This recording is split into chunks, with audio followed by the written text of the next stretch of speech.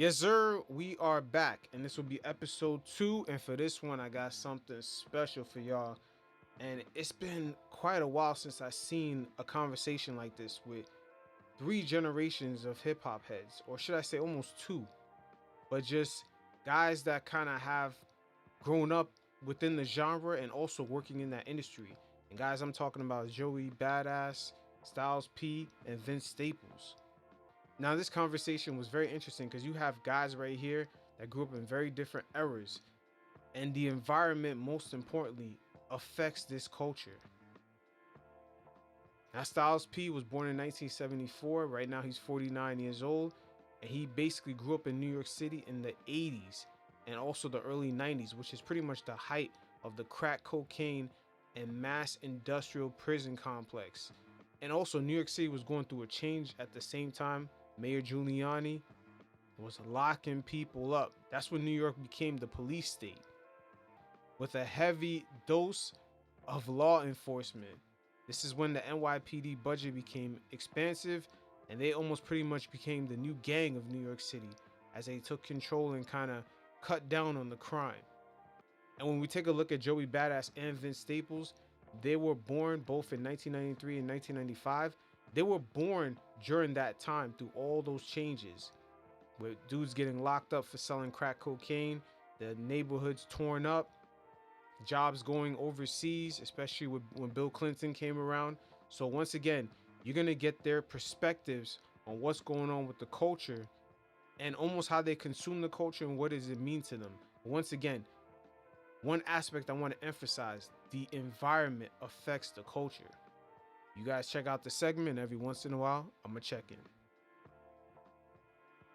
Talk about state of hip hop. Our favorite topic. You already. Shit, our favorite pastime. This is a good mix, right? You know what I'm saying? Like, You already know how I feel about that shit. nah, how you feel Let's about hear it though. Let's hear it. I don't care. What's the difference? Yeah, okay. It's like it's always gonna be good shit. It's always gonna be bad shit. It's what you like. It's what you don't like. Okay. It ain't never gonna be no part of nothing ever in one time period where you like everything, no matter if it's hip hop, sports, cars, whatever. It's never. there's always a- Yeah, I hate the Patriots, man. Yeah, you feel me? Somebody love them though. You know what I'm Somebody saying? love Somebody you. love Right. 'em. You right. You right. Shit, You know, it is what it is. It's That's facts. What you think? It's 50-50. Think it's 50-50? I think it's 50-50. I think it's more like 70-30 That's what I mean. right now. For hip hop? Yeah. how How? Like I That's just what I feel was like gonna ask. I just feel like it's imbalanced. You know. it's not imbalanced. You don't think so? You wanna know why? Why? You know the people that you put in that 70. Yeah. You think they can afford this house? So it's not imbalanced. No, I think they could afford a crib. They can't get no. I think streaming- I think in the they got streaming cribs era. I can't afford. So cuz. this what I'm saying. All right, streaming there. Come on, man. You talking about a $300 check every 6 months. What I'm for them, especially, they don't got no publishing deal, so they can't play no venue with more than 500 seats, maybe 1,000 in a big market, but that ain't gonna pay your bills. They got 20 people with them because they doing it for the Instagram type thing. So they paying for 5 hotel rooms, $100 a night, maybe more because they want to flex out and floss, blah blah, things like that. Everybody got to live the same quality of life because they got their homies who, you know, in their pockets, so they dealing with them things. They're not paying the producers right. They don't got their publishing deals right. They don't got no business management. So how they making their money? Yo, Vince and Joey Badass. This is interesting because Vince is actually 2 years older than Joey Badass, but he came up in the industry during the streaming era.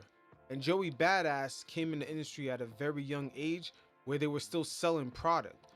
So he's seen the last few days of the old system working, guys being able to go on tour and sell merchandise and they didn't have to really stream, or they could sell their stuff digitally on iTunes. At least they were selling a product. But Vince, even though he's 2 years older, once again, he came in the industry when basically guys had to work their way around streaming. So even though they're both kind of similar in age, Vince being 2 years older, their perspectives on hip hop is completely different. That's why hip hop's 50-50. I agree with him, but that's what makes hip hop 50-50. I think, and it's great. It's a great Very point. good point. Yeah. I'm older than y'all, so sometimes you got to take the age gap difference and the age gap into consideration. Yeah. See, hip hop for me is not some. All he said is as a hip hop businessman that comes into my mind. Yeah. Definitely as a businessman, 1000%. As a hip hop head, none of that shit matters to me. I just rhyme. Right. I'm not gonna check. I'm gonna check the sales when I'm on my businessman shit. I'm gonna check the venue. Other than that, what's the beat? And I want to murder it. Like that's what I just want to murder the beat, and I want my fans who appreciate me to hear me murder the beat, and then But I'm see, gonna make it work for after that. But when you think about it like that, then it's always gonna be 50-50 because it's gonna be what you like and what you don't, because it's a million people you ain't heard of. You know what the difference is for me though? Is that in the old, like not the old, but in hip hop in like the late 80s, like there wasn't a lot of whack rappers. Because it wasn't a lot that of was rappers, getting somewhere. but it wasn't a lot of rappers, period. But Yes, it was. It was though. It was though. Yes, it was. It was It's always not been like a now, lot of because whack now it's rappers. easy to Yeah, do. but it But was it was mad rappers. But you can be a whack rapper down the street. Don't nobody give a fuck about you. It ain't no down the street no Still more. a rapper, Everything though. on- My point is that it wasn't. You see what Vince just said? There's no down the street no more. Everything is right in front of you because of streaming. You could just hit up DistroKid, and for like what, a few dollars a month, you could have your music up on streaming services. You don't even have to go through no A&R. No one has to approve your music, make sure it's good enough. You could just upload. There is no whack guy down the street. Once again, it's funny that Vince is the one that's talking like this. In reality, Joey Badass should be talking the same. But the fact that Joey Badass came up just at a young age into the industry at age 16, he came into the industry. He's seen the old way working. And so he didn't really get indoctrinated with the new way of doing things with streaming the same way Vince Staples has. You saying it's always gonna be, and it always was. Well, I mean, based on your perception, it can always be 50-50 because it's like. Because back then it was like every artist that came out was fire. I ain't believe And that. and I don't even mean like in But you gotta come out now. It ain't I'm no such talking in thing like as come out. 88, 89, 90, 91. See, You didn't hear like a lot me, of for whack me, rap. like You for feel me, my hip hop grandmasters are like my forefathers and the people I consider like who got me going and laid it out for not even just me. I feel like they laid it out for my whole generation. Where it have to be Rakim, Coogee Rap, Kane, KRS. That's the era. Like that's my immediate 40. You got your Name Chuck whack rappers D's. from that time. Yo, those guys were definitely had nice flow, and they were sort of the guys that opened up the eyes, because the media around this time, especially from minorities, man, just around the States or especially in New York, there was no representation on mass media, magazines, on television, shit. They didn't even want Michael Jackson in the 80s on MTV. So a lot of guys like the people Styles P just named, they open up the eyes to the younger generation that, hey, they can not only make some money, they could also do, bring the whole style of the neighborhood and make a way for themselves. And also at the same time, in the middle of that 80s run, hip hop did become a voice for the disenfranchised. See, by the time Joey Badass and Vince Staples began their young adult years, hip hop was already commercialized by the mid 2000s. Whack rappers. That's From one that thing time? I don't do. From that time? I believe so. I believe It's whack niggas in I every always believe it's time. always Come been on. whack people. Like, cause you don't love Yeah, everybody. I definitely you love agree with certain that. songs, you love certain vibes, but it's like if you didn't buy that album and soak it in, and you can't repeat that second verse on that 7 joint that ain't a single, Right. you don't really love that guy. Come on, bro. Like, for you know what I every mean? for every De La Soul is 10 niggas that came out trying to sound like that was trash. Facts. For every Wu-Tang, it's a 15-man group coming out after that sound ratio, like but, trash.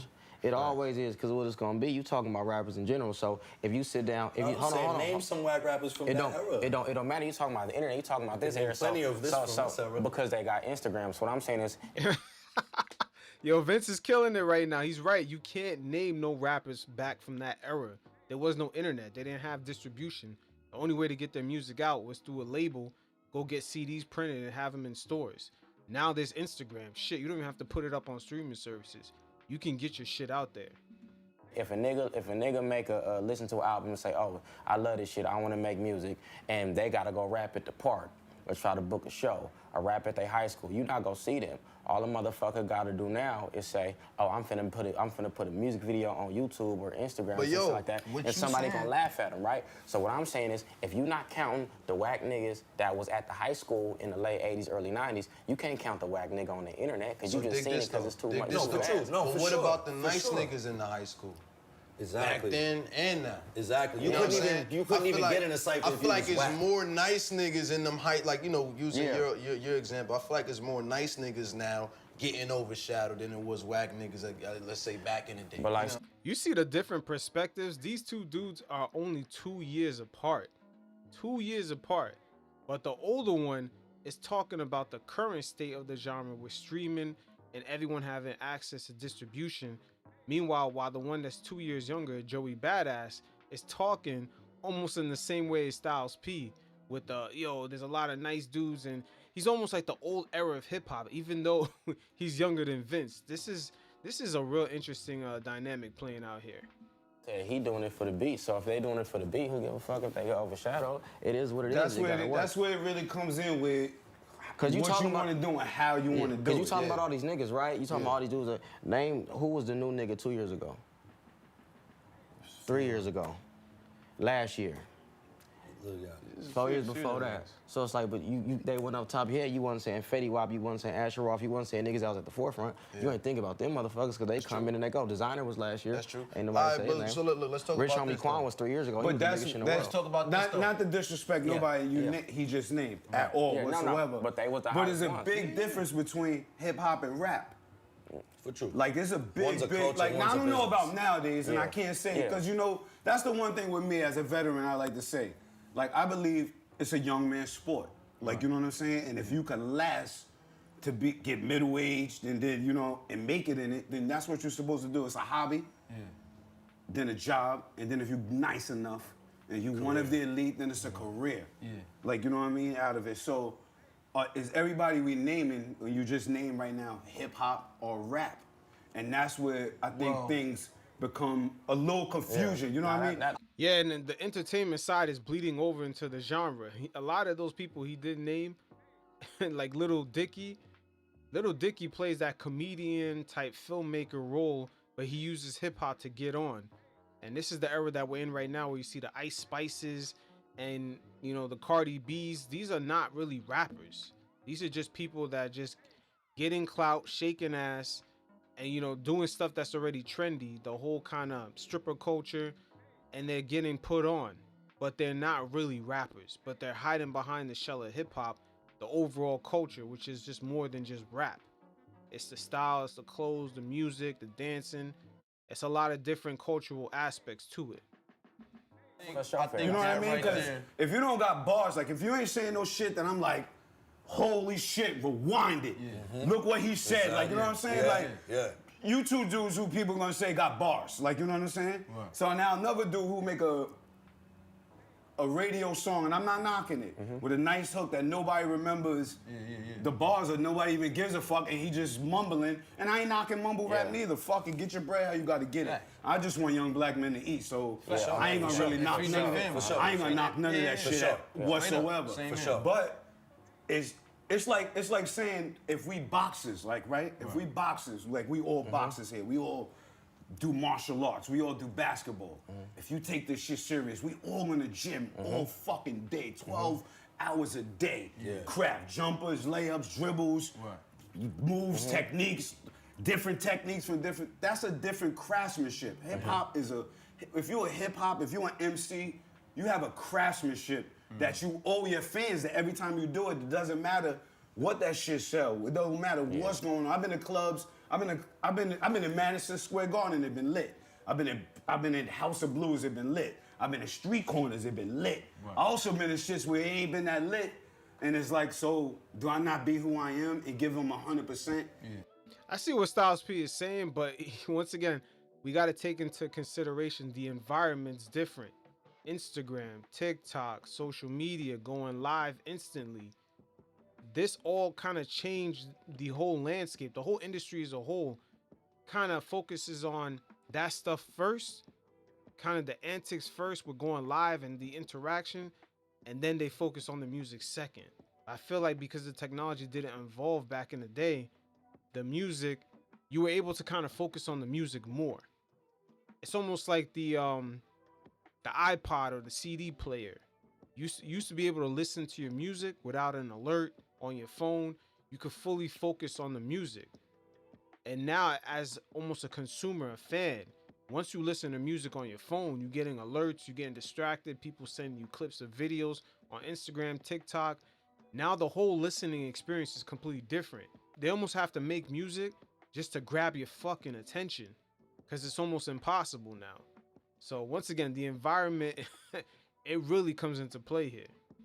It's not lit now. Now it's not. Nah, I do what I do and I do it how I do it. But that's the craft of an MC. So let me ask you this. A regular rapper, doesn't have to do that. Like, he doesn't even. He's not old to give his fans that. That's like, all music though. You know what I mean? Let me ask you this though, That's every because genre you music. did say something that like I thought is like we definitely gotta talk about. What is hip hop? What is rap? I think it's just what I said. I think an MC that believes in hip hop. Hip hop is something you walk, you eat, you shit, The culture. you It's a breathe. culture. It's a culture. Full culture. It's a religion. It's I your mean, way of yeah, thinking. but rap is the it's your way business. of thinking. Rap is the Rap is like But what I can everybody say, in here can rap. Yeah. Everybody in this fucking room, the cameramans, downstairs, outside, everybody can fucking rap. Everybody Rap is watching, cat, that nigga's hat, correct. bat, fat, like that's rap. Rap, yeah. When you start Putting playing words with together. words and putting it together and telling stories that represent a whole town of people, city of people, nation of people, when somebody popping his shit and popping your shit and go, somebody I don't fucking know from a fucking can of paint. Right. And they hearing you and they popping that CD and they hear your story and that shit is in their heart. And now you talking what they living, you living what they talking, like, you know what I'm saying? Now for them, that's a different embracement. That's a different embodiment. That's a different belief. That's a different feeling coming to your show. That's a whole, that shit got nothing to do with money. That shit got nothing to do with business. It got, it's just a, I'm wondering that exact kind of interaction he's talking about with the fan right there, the way he's feeling the music. I'm wondering, how do you transition from just having that same feeling from the 90s from your consumers to transition to right now, where it's global, where you see a guy like Drake has to appeal to everybody? What happens when the audience expands? That's the part that they don't really talk about. I'm not saying everybody has to appeal to everyone, but right now, hip hop as a whole is kind of mainstream, and the audience has definitely expanded globally. feeling of a mutual respect that you provided. But what I can say that's different from yours, that if hip hop is a culture and a way of life and a brief, I can honestly say that shit don't exist where I come from at all. You don't think And that's your job. Hell no. He's talking about Long Beach, California. Why you say that? Because hip hop culture had a brief. If we talking about like the elements of hip hop shit like that, that shit was like a 3-year phase in the early '80s. And after No that, way. it was over with. I promise you. way. Because niggas, okay, so No my way. mom is 61 years old, right? Yeah. They was on like ska music, reggae, battle ram type shit. Then you got radioactivity rock, that kind of dance music, right? That was the early era. Then you got what you call like, you got Just bring that over here. You that got shit, like- that shit you know, should be brother. on the table. Sell juice for a living. but you got like They talk about all this. But then you got Easy E and all them motherfuckers, right? That's an element in hip hop, right? But they was And they making, was about the they, culture, but they too. was making hip hop music. What I was saying is, it ain't no culture in LA except for gang culture. Black gang. I'm not sure if you caught that. Styles P said, "I sell juice for a living." Joey Badass was telling him bring what he was drinking to the table, and he says, "I sell juice for a living." You see how the culture has changed? Hip hop used to never be about stuff like that, but now it's gotten so commercialized, and also guys allowed to grow. This is the first time where we're seeing rappers actually expand and actually grow. They don't have to stay in Peter Pan mode all the time and be the same person that they was when they was 20. They could expand and become entrepreneurs and become family men. Mexican gang culture. It's nothing else. But so I what feel I'm like- so what I'm saying is, in retrospect, it's really broader than that. Because what I can say is whole world out is here, doing it. but I'm saying out here and out there, niggas living completely different. So is it really about intentions? Because what I can promise you is niggas ain't had no ciphers in high school, wasn't no rap battles in high school, niggas wasn't rapping in high school, middle school, none of that. I ain't never seen that in my life. But we still got. Maybe you just Do you have to consider replace- yourself- I went to 6 high schools. That sucks. I went to Long Beach, Jordan. I was Flirting, Esperanza. I was in juvenile. I was in. But let me ask you this though: Do with you gang consider culture though, yourself a person to have bars? If I ask you, Yeah, but that's easy to me. I honestly feel no, like that's easy. but I'm just saying. I feel like to have bars. You get a B minus in English, and you pay attention. You can write a rap song with some bars, and it's really not Do that you have bars? easy. I'm just asking, But do you have bars? Yeah, but that's what I'm saying. It's subjective because it depends on what you want to hear. But it's 50 niggas on Smack DVD that got bars, 100 niggas on King of the Dot that got bars, things like that. So for me, I hear what you're saying. But that's hip-hop, you But know for what I'm saying? me, long as y'all got bars, hip hop's alive. But that's what I'm No, saying. no, I You ain't saying understand what I'm it's saying? dead. I ain't saying it's Okay, dead yeah, neither, yeah, but me I'm just neither. saying how Yeah. he's saying Nah, the thing hip-hop is alive I'm just and saying for well. somebody like me, Yeah. you could say, like I've seen you, like I got to, like you could say you better than who you want. Yeah. For me, that's hip hop. Yeah. Like some people Yeah, yeah. might feel offended. Like you Yeah. could think you better than the world. I applaud you for that Yeah. because that's hip hop. Yeah. Because you gotta have balls to say, yo, I think I'm better Alright, than so Pop. look, so look, I'm so- better than Pop. I'm better than Big. so this Yeah, For yeah. me, you're fucking out of your mind and you're crazy, Yeah. but that's hip hop. Yeah. But what I'm saying is when it comes to bars, a lot of the times that's structural too.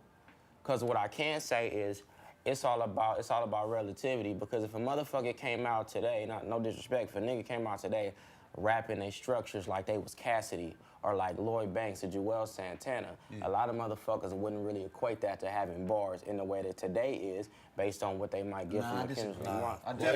If a nigga came with punchlines, it's over with. Don't sit here and say nigga want to hear the Lloyd Banks punchlines, because they don't. I mean, I don't want to hear from Lloyd Banks anymore. But yeah, but the structure ain't really it. What beat you gonna rap on like that? Because if that was the case, niggas would be championing, you know, Uncle Murder, you got the Killer Mice, you got niggas that's still rapping with that structure, but it ain't really what it is in today's day and age. So it's really all about perception. But yo, Because the way the But Kendrick and that's them what rap- I'm saying though. But This is my Lloyd point. Banks is a lyrical Yeah, no, legend. he's hard. Yesterday, Yeah, See, the thing with Vince Staples, the way he looks at the whole just music side of the culture right now, he strictly looks at it like that. I've seen him talk about how he makes the songs for his albums. He actually thinks about how the acoustics would sound in an arena, or if the song structure fits, you know, a kind of turned up arena.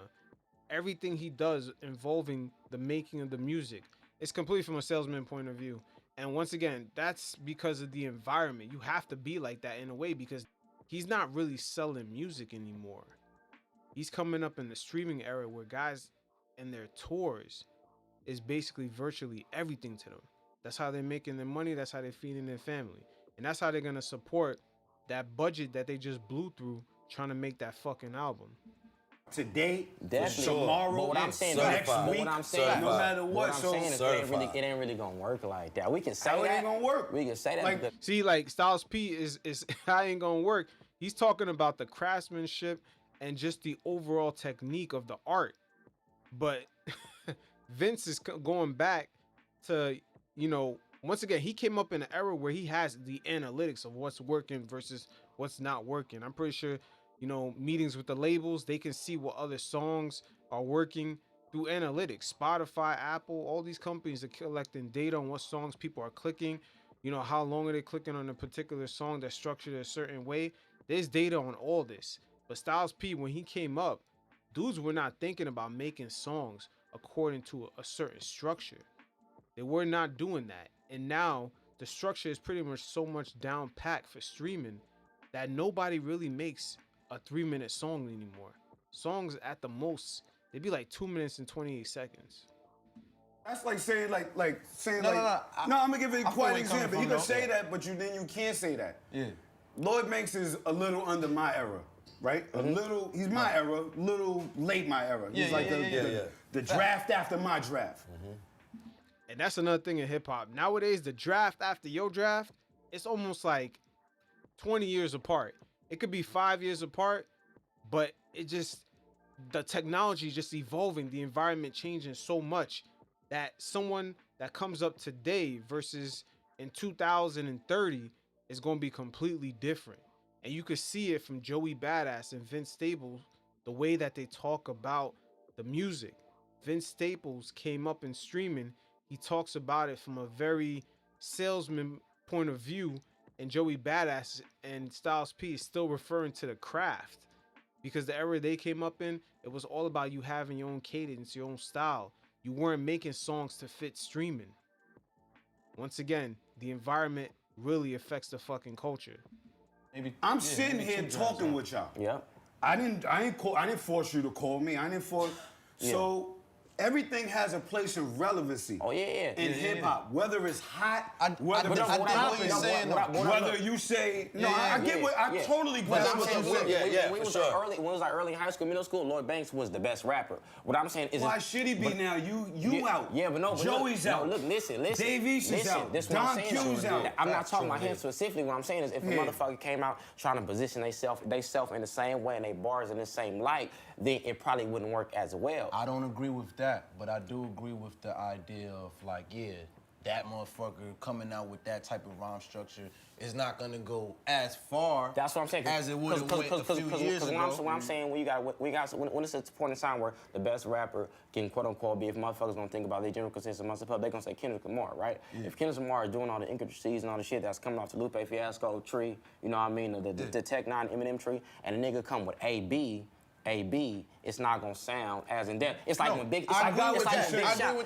was the last nigga that was like that. I give you and that. Now niggas can't do that. I give you that. Ooh, yeah, that's a great fucking point. I was about to bring that up. Big Sean, a lot of people do hate on him currently for that, whole punchline, kind of ludicrous type flow. Even though I don't mind it, but I'm shocked how much hate he gets because of his cadence, and it shows you the generational shift.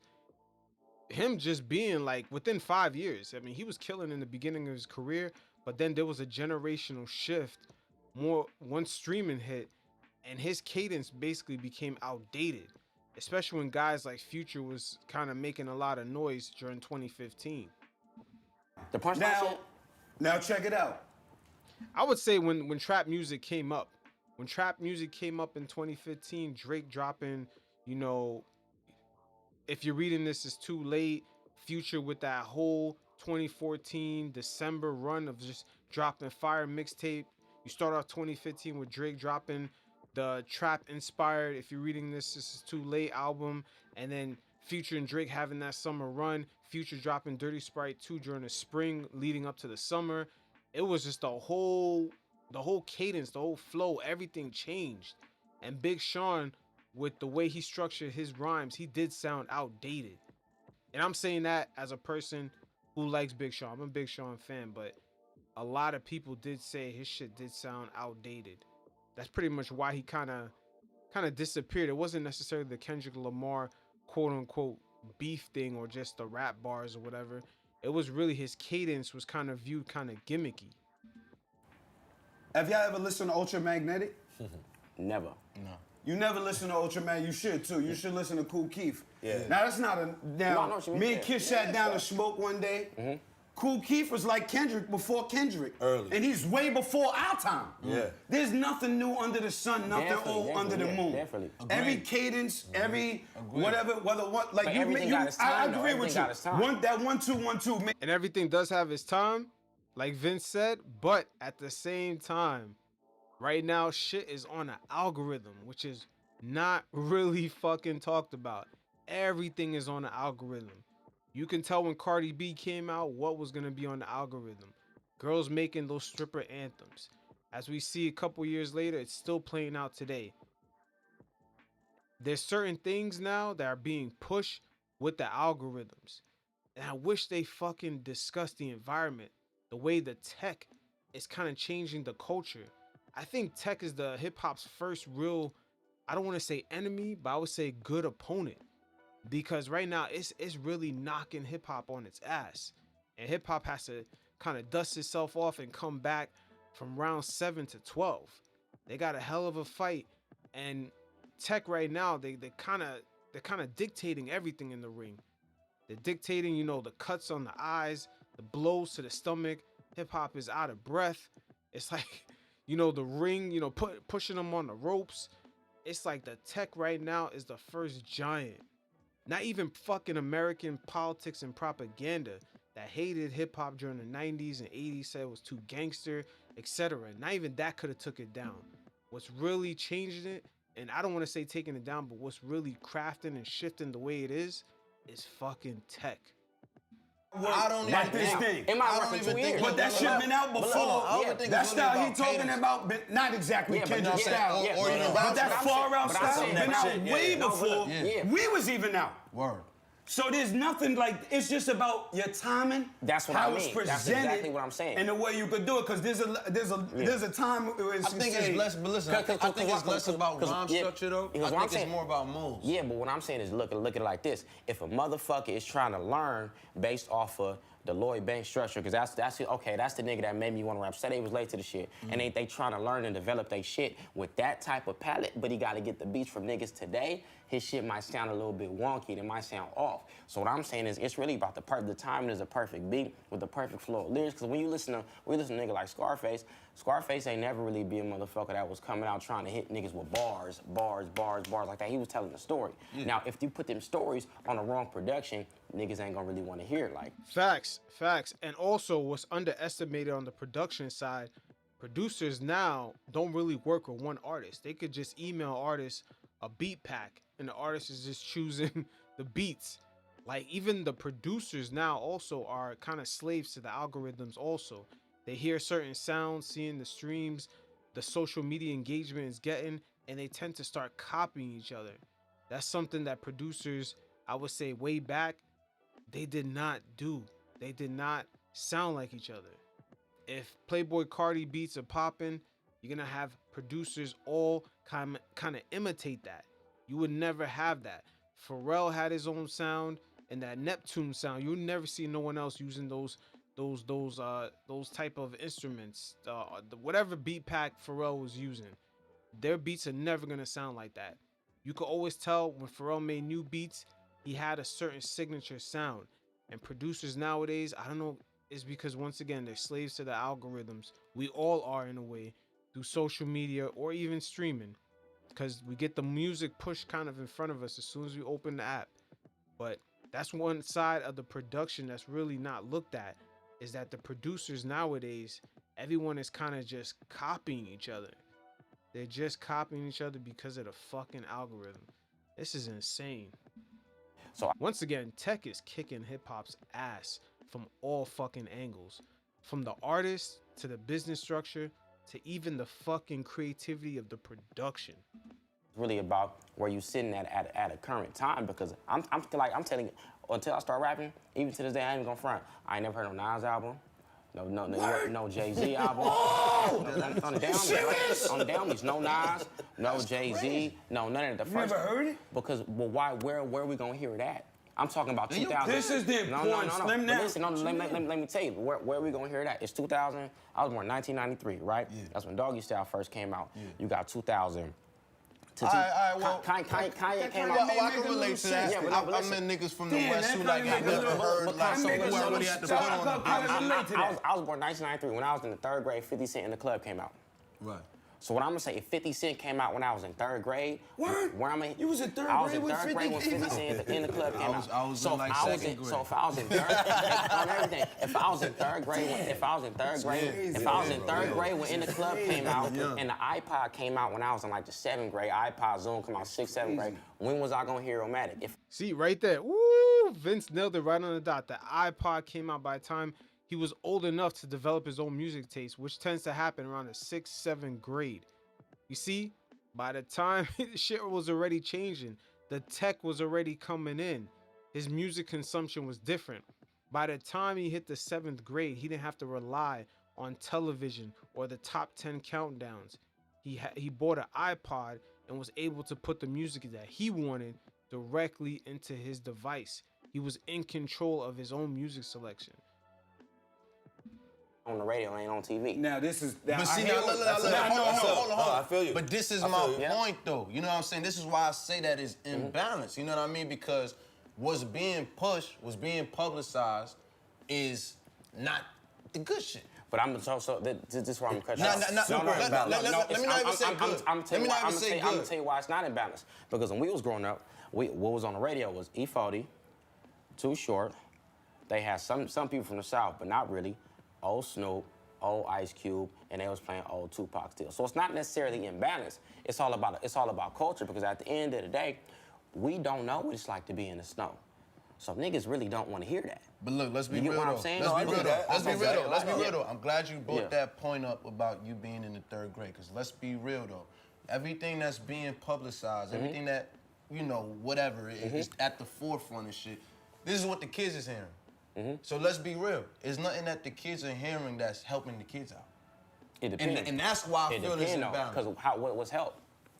Help is Non-destructive. This culture, this genre of music was started, and correct me if I'm wrong, it was started on spreading messages throughout the communities. You know what I'm saying? Decoded messages throughout the communities to put each other whole on. culture. To The spread whole culture knowledge. was You know what I'm that. saying? I see very little of that going on today. Because the environment's fucking different.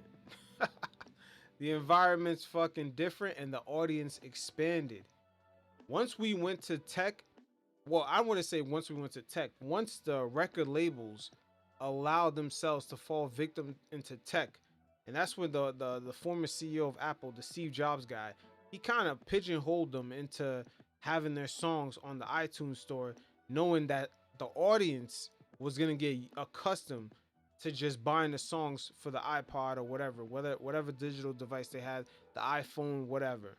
They kind of pigeonholed them into that digital space, and pretty much Apple and the digital world had the whole music industry by the balls. So once you're into that digital world, you're into a brand new audience, which is global. So that little messaging about what's going on in your neighborhood, there's algorithms now that show how much money you can make, where all the sales are going. Once you start having data in front of your face, dudes is gonna start constructing their songs a certain way. They're gonna want certain hits because they, at the record labels in the meetings, they're seeing the numbers for other songs that are hidden, and the messaging is gonna get diluted. It's, once again, it's the environment, man. This shit's all natural. And that's why I say it's imbalanced. You know, Totally so agree. maybe I should have put that out there. You know what I'm What I saying? can't say is that's not no new shit.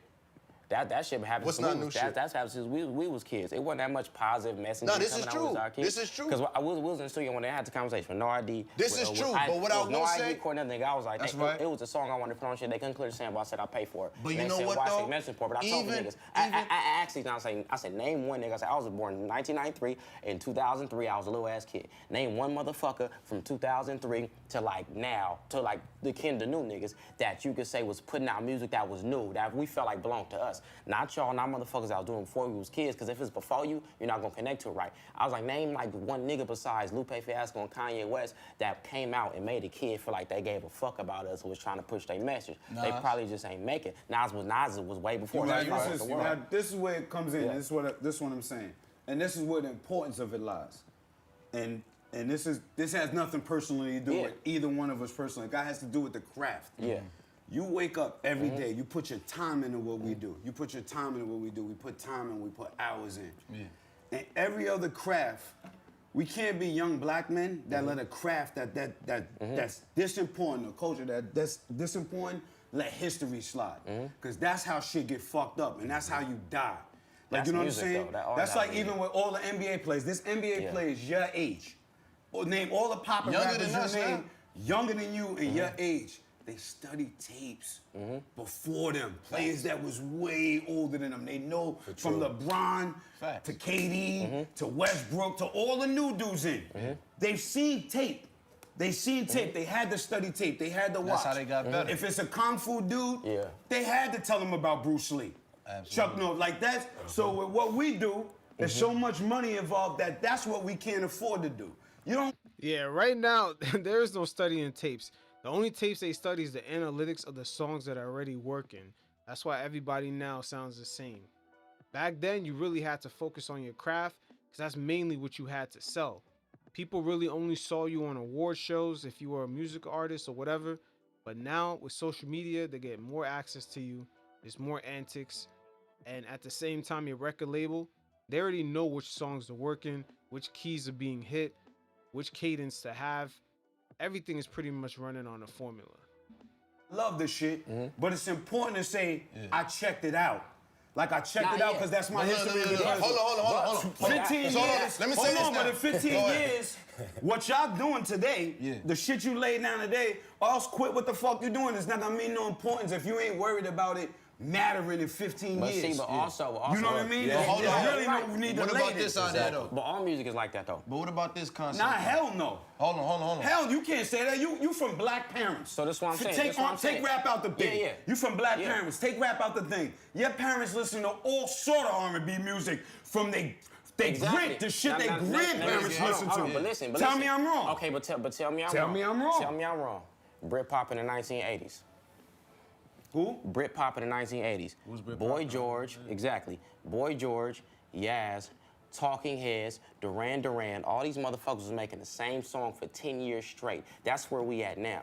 Why? Because motherfuckers wanted money. Why? Because Michael Jackson made pop music. So what happened with that is, if you look at Rock the Cat, the Clash was a rock group who started making Britpop because they wanted to make a little bit of money. Because That what they always was happens in doing, the what they was industry. doing wasn't popping. So you got that. You got post Nirvana punk music, which is really grunge music, which is Seattle music based on jazz, because Quincy Jones and Ray Charles used to play up there, and that had all them kids trying to learn about instrumentation and slowing their music down. You got these type of errors that have happened in every single genre I of agree with music you on that. that stopped. The problem is we gonna sit here and act like the motherfuckers that's making the music, control the music. That's not what's really what's going on. And that's, It's never that's been what like I that. was going to say next. For sure. And that brings me to what I was going to say 1000% next. agree. There's For sure. definitely, For sure. there's definitely, 1000% there's agree. definitely When an Cap agenda going Calloway- on when Cap- that's pushing this shit and leaving the door wide open for all this shit to segue in, you know what I'm saying, and be at the forefront. But the Ain't no agenda, man. Ain't no agenda. It's just the algorithm. It's the algorithm. Those tech guys, they're very 1 + 1 = 2. There is no in between. We talking about an art form that's been kind of shutted down all the way to 1 + 1. That's what's going on right now. The art form has been hunkered down to a mathematical equation. This 1 + 1 = 2, so it works. So this is what we're gonna push. This is what the algorithm is gonna now push, and that's it. Everything else that comes between, people gotta look for it. It doesn't make us money. That's what's really going on. If you look at a tech person or just know anyone that's in engineering, computer science, and their minds, they don't even have an artistic mind at all. Everything is very technical, it's very logic, it's very straight to the point. There is no like gray area. There is no room for art to grow in their minds. They don't think like that. They don't think like that at all. There's no imagination. Everything is just logical. You have to develop a mind like that from a young age to achieve a lot of high success in those engineering fields and those tech fields. So those are the guys that are pretty much right now running the music industry. For one, it is a black issue because black people make music on a large scale, a lot of different genres. But it's also just an issue in how music is digested and how music is created. When Cab Calloway sold 1 million records with Hottie Hottie Ho, as most Def like to say, niggas wasn't talking about him. Why is that a part of the conversation? When you talk about music and you talk about art, when niggas try to put music and art in the same box, I just can't really fuck with it. Well, music is art. But we can say that we can say it's an art form, but everybody gonna trade it in for commerce. Art. That definitely you right on that. Art becomes commerce in the latter stages of it. People. And that's something that the record labels did to the artists. That's something, especially with the tech companies. You see, like the artists, a long time ago, they fucked up by selling their musical art for like what, $20 or $15, whatever the price was for a CD. I'm talking way back in the day. Whenever CDs or vinyls were first printed, they sold it for a certain price. So right there, they pigeonholed their art to being multiple copies of millions of copies to be sold at only a certain price point. Let's say a vinyl for $7. I'm not sure what the price was back in the day, but they kind of dumbed down their art to say, here you go. This can only be $7 at the store, and we need to sell millions of these.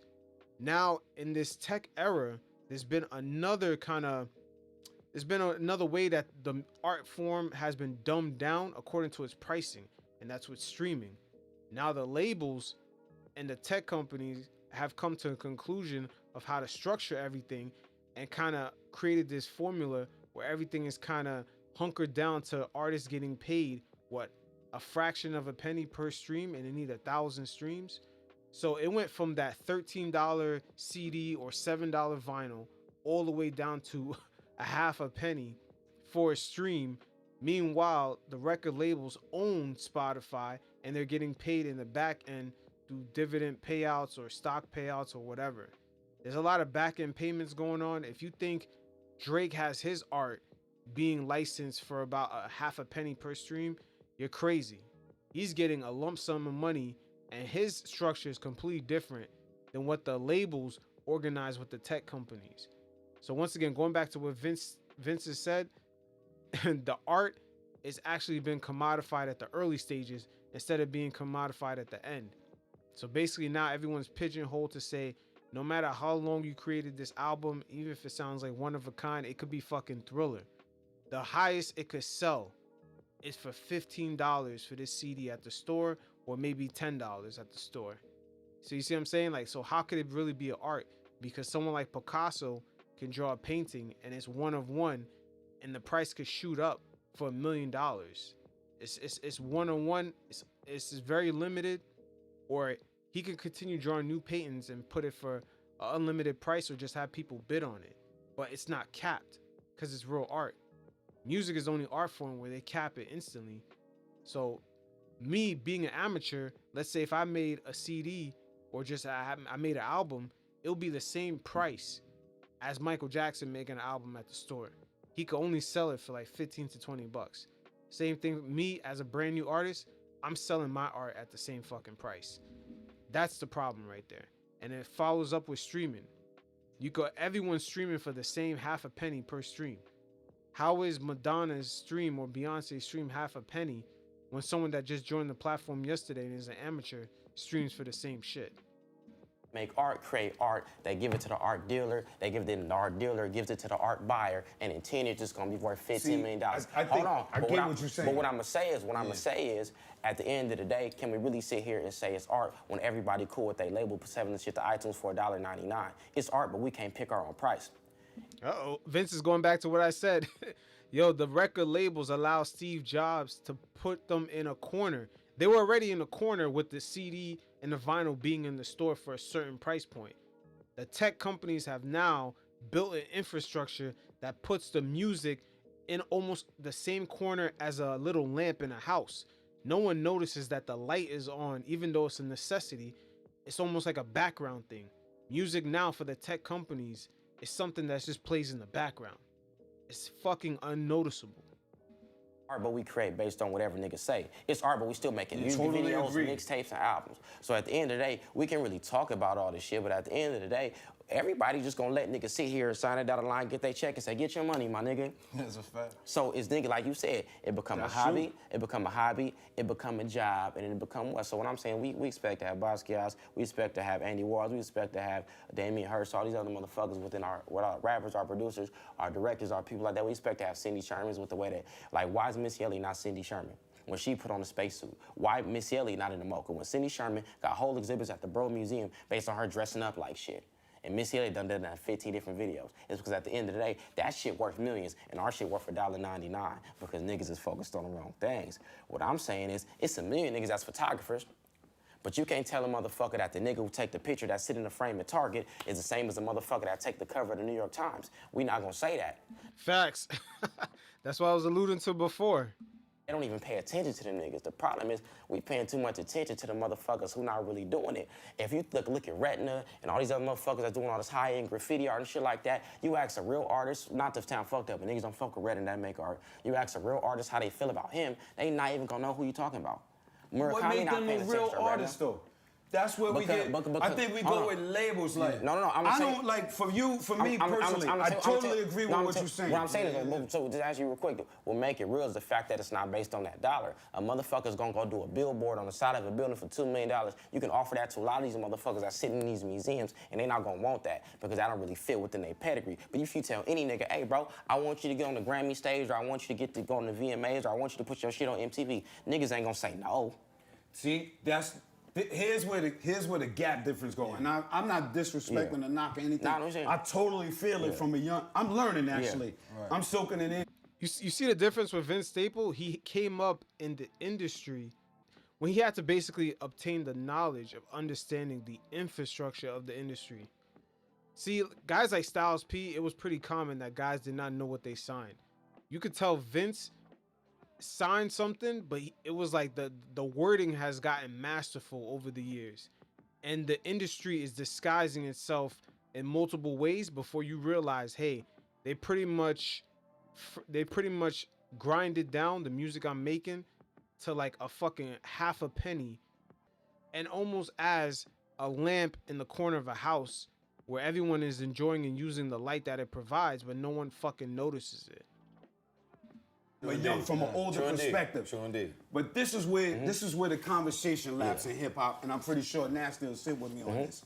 All in shitty named companies, artists, huge things, what's going on, that shit's dope. But that ain't hip hop for me. It's never been. Like, I'm gonna give you a perfect example. You saying exactly I'm your what I'm perfect saying, though. example. You're looking at, I got 20 years in. Money, Power, Respect dropped 20 years ago. 20 years ago. I'm here off of rhymes. Word. I'm not here, Yeah, I'm makes here sense. off of strictly, I'm telling you my story. I can't really speak for anything else.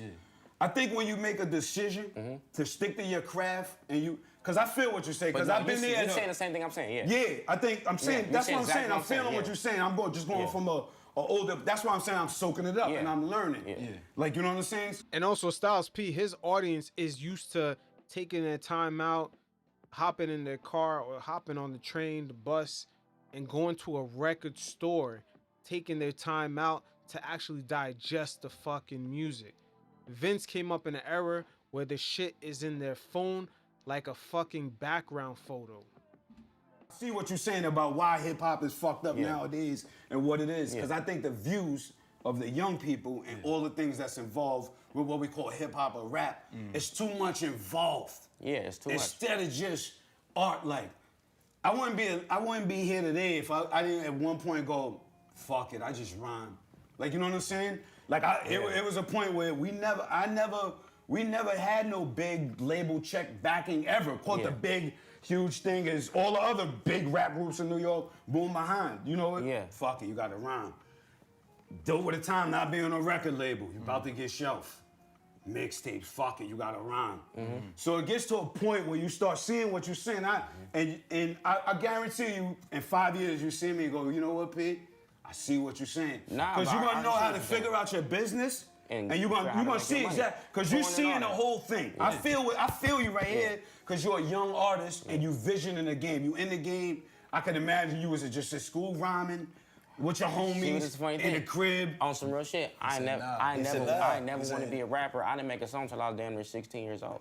And the reason I started rapping is because a nigga told me he got $500 a show. And I'd already dropped out. So if I can get $5, I was like, But you got bars. but see, that's what I'm saying. Bro, I promise you, X, like, I didn't start rapping. Even as Ty, I didn't start rapping until I was literally out of school, went to Atlanta, came back, and was on the street, and I met one of my neighbors who lived by the park. His name was Lavish. He a rapper. He changed the rap name to like Dijon Same. It was him, a dude named Chuck One, a dude named Rebio, and they lived in my hood. And Lavish grandma had just passed. So she had the house on the other side of Artesia, down no, other side of Atlantic actually, when Long Beach turned to Paramount, and it was cool over there. So we was staying at his granny house, and that was my homie. So I was kicking it with him. One day he was like, "You want to go to the studio?" I'm just his homie because he lived by the park, and like we was younger, we was all on some gangbanging shit, on some weird shit, and he was never on that. So we had always fucked with him because he was like his aim in like the 6th grade was Bape X LV X Gucci. Like the nigga was always on some shit that niggas is on now. So that was my homie who wasn't fucking around. One day he was like, "You want to go to LA with me?" I said, "For sure." And we went to Sid house from the internet. And that's when Sid and Tyler and Talking On was there. And the niggas was like, "Oh yeah, we can get $500 for a show." I'm like, I can take $500 to Arizona and buy 5 guns for $100. If I can, I'm gonna be real with you. If I can buy 5 guns for $500 a piece and come back and sell them for $500, I'm gonna make $2,500. I can do that every other week if you talking about doing a show. That's the only reason I started making music. But what I can say is, I don't look at it from this ain't my dream perspective. So I don't got no ego when it comes to certain shit. So I don't got a problem going to bust my ass for no show. I don't got a problem opening up for nobody. I open up for this nigga just because he asked me to go. And wasn't no question. Like, I don't care how much money I'm getting, none of that. I'm gonna go. As long as I don't lose no money, I'm gonna be straight. And this before anything, you feel me? And it's my nigga since that. I didn't even know him before that. You feel me? I just like this music. But what I'm saying is at the end of the day, like we talk about a Basquiat, a Da Vinci, all these niggas that niggas throw out in their songs, right? When you an artist, it's okay to die broke. These niggas can't go broke or die broke if you out here rapping. Or you a clown. We clowning you. A nigga sell, you know, 50,000 ounces, 5,000 ounces, and oh, he's a bum. But it's only one of these paintings a piece. We ain't never clown on nigga for only selling one painting or only being in one museum or only doing one movie, only doing 2 movies. We clown. It's like you said, it's not about the music. So what I'm saying is that was my Lloyd Banks point. If it's not about the music, and the motherfucker want to make music when he start out about the music, niggas gonna get in his ear and his head gonna get fucked up to the point like, oh, that's not right now, or that's not the flow right now, blah. When you take joy from niggas when it comes to certain shit, because I was going to school in Atlanta for like 3-4 months running from some bullshit, and when I was down there, that's when Crime Mob was hot, swag surfing was hot, all that shit was hot, and them niggas made that. They invented that. So what I'm saying is sometimes it become a deeper conversation with, you know, black music and black ingenuity and creativity, because at the end of the day, it might not be necessarily exactly what it was at first, but the thing about, it's not really, I don't really believe in genre. My friend, the homie Zach Seacoff, little white boy from LA, he go to Yale right now. He said, it's really no such thing as genre. What it is a spirit of black music that is moving around constantly, and when the rest of the world get a hold on it, they label it and call it a genre. It's a spirit of music that comes with soul. Let's talk about that though. Do we believe hip-hop should have established subgenres? This is my thing. If hip-hop is pop music, it's the most popular music in the world, Yes, based sir, based on being For a creative. minute. Absolutely. So, rock music got alternative rock, And that's prog my thing. rock, That's my punk point. rock. Yeah, you already know. That's it. That's what we on. That's That's how what I we feel. on. That's That's how we feel. So Yeah. it's like, so Know what I mean? I think it's limiting to not have to let Absolutely. motherfuckers Yeah. have their badge, because at the end of the day, Absolutely. by saying oh no, it's just something small, blah blah. Now you have what people call classic rock, which is always gonna be the most heavy successful. metal, You got everything. got Punk, punk, rock, you all even that. got soft rock. But to be Soft rock. Yeah, exactly. But to be honest, ain't none of these motherfuckers Van Halen, ain't none of these motherfuckers the Beatles, ain't none of these motherfuckers all this other shit. So, but you don't expect the small punk rock band who performing at CBGB to be the Beatles. In the same way, you shouldn't expect these little niggas that everybody don't like to be Rakim. They can't be that. That's the a fucking fact. Beatles. No, That's a fact. I And know, that's and why I we don't. need the subgenres though. Yeah, exactly. I feel like that's why, because yo, the thing is, I ain't got no problem with the, like, you know. See, this is the wrong era for all this to get created. The artists are gonna have to take full control, because the subgenres just means more algorithms. They're trying to feed everything and simplify everything. This is hip hop, okay, bang. This is it. We have pop music, we have country. These tech companies like the formula to be very simple. They are not gonna understand this one artist could possibly be trap or this other subgenre of hip hop. He fuses in between both. This is where the disconnect comes from. These tech companies, especially like, I'll take for example artists like XXXTentacion. They don't want it in their algorithms in Spotify or Apple where they recommend his music as a subgenre of hip hop. They just want to label him popular hip hop artist. Okay, we're gonna push him to this audience. They don't want all those subgenres. We saying like, yeah. we want our Mm-hmm. kind to go out there. And I'm pretty sure even back in the day, the radio stations, or even now, that's another reason they never wanted to put hip hop or all those subgenres. I just don't think those subgenres of rock turned out to be something really great monetarily for the radio stations. Now they have to pay all these extra bills for these subgenre radio stations that don't really make any money because the genre is just so split up. Get your money. Get your money, Get your money, feed for your sure, for families, sure. you know what I'm saying? Definitely get your money. I ain't got for no sure. problem with that, but I just feel like it comes a little misleading when we're limiting I think that's it. what rap is. And I think that's like the same shit you saying. But I think that's what I feel it like is. it's even more than that. You So know no, what I'm saying? so hold on. Because what he's saying is different. So what he's saying is that's what rap is in the sense of like, when it comes to rock music, right? Rock music derives off musicianship. Yeah. Being able to play instruments Yeah, and but- write but music. you can't say that- you can't say it don't with hip-hop, No, though. but what I'm saying is I think that's what he considered. He considered hip hop to be the musicianship and the elements that create the Bingo. culture. And, Like and hip rap hop is the rock music. hip hop like 'Cause what's rock- anything what can I think fall though- under rap. What I think No, though, but still have look, subgenres. look, I think all of that could fall hip under rap. hop is the fucking roof. Is the culture? Is everything we saying? I mean, yo, punk is still hold on, rock hold on, music. hold on, hold on. Is everything we saying? I'm walking down the block. I can see that nigga listen to hip hop just by the way he dressed. You know what I'm saying? I think that's just the culture, but underneath all of that, I think is the subgenres, like whether it's rap or it's trap or as you want to call it conscious rap, whatever the fuck you want to call it. Cause like I don't Then believe. what do you? Then Hold what on, do you hold when on, you hold do a on. lot of shit though? You said what? Then what do you become when you do a lot of shit? Like what do you become This when is a you do good question. I mean, but no, hold up, but hold Yeah, up. you do conscious You music. could be up for You become an annoyance to the algorithm. That's what you become nowadays.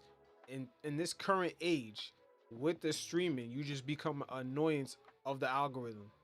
And they have to build like a super algorithm to make sure that you're included in these subgenres, and people that listen to these subgenres, we need to push your music to them. This is where all this comes into play. And I don't think from a label side, I wouldn't even say the labels because they don't run the streaming services. I just think from that end, they don't want to touch all these different subgenres, and they don't care to understand it, because if the formula is already working that they have, then it is what it is. They're just gonna use that. Once again, these are tech people. These are not artists. Basically, the tech people will run the stores now. Instead of music stores that used to be curated by the labels in a way, where they would send certain, certain aisle packs for like certain releases. They'll have like a giant poster in the store, and people would hang out, or they'll have certain kind of aisles where they have like a special headphones where you can listen to the samples of the songs. There's no curation of that anymore along with the music. There's no experience like that. Everything has been formulated down to submit the music, upload, and then now it's gonna go into the algorithm, tell us what genre it is, and everyone that listens to this genre and then likes these type of songs with these type of keys, if certain keys hit like F sharp, D sharp, E sharp, people who like those songs or people who stick around with those songs for longer than 20 seconds, this is gonna get pushed to them. They got it formulated down to a pack. I agree with that. I agree with that. But then there's rock stars, fucking people in that genre who do the same thing. But that's the they problem. got a song on their album that's soft rock, and then maybe they got some heavy metal shit. You know what? I'm saying? Here's where I go with that could be slight problem, right? My brother, this is a brother of mine, Talib, right? Yeah. In the 90s, when we met Talib, because we were the Locks, he assumed us to not really be into conscious rap or fuck with him. Right. Like, that's where I say hip-hop craft comes in. Because with hip-hop, none of that shit, man, I don't give a fuck. Like, when I heard Lupe, and I'm Styles P, like, I represent, when I heard Lupe, oh my Lord, this boy got bars. But Like, you you know what I'm saying? When I hear something with bars, but like you said, that's musicianship. You know what I mean? Whether you he got bars. That's all I know. Whether you air clapped in or slashed, you know the nigga know how to play the guitar. That's it. That's what I'm saying. So the thing, so, like you said, you going right where I go. I think everything, I think they're late. Like, when you say, oh shit, like somebody you gotta rewind. And somebody you gotta listen to, and somebody you gotta pull back, and you talking to your mans about their bars. That's an MC. He falls under hip hop. That shit you breathing and you living, you and your mans talk about. I think all of that other shit could just fall under rap. That's why I say, let them all eat. You could mumble, you could chant, you could just do hooks with 4 bars.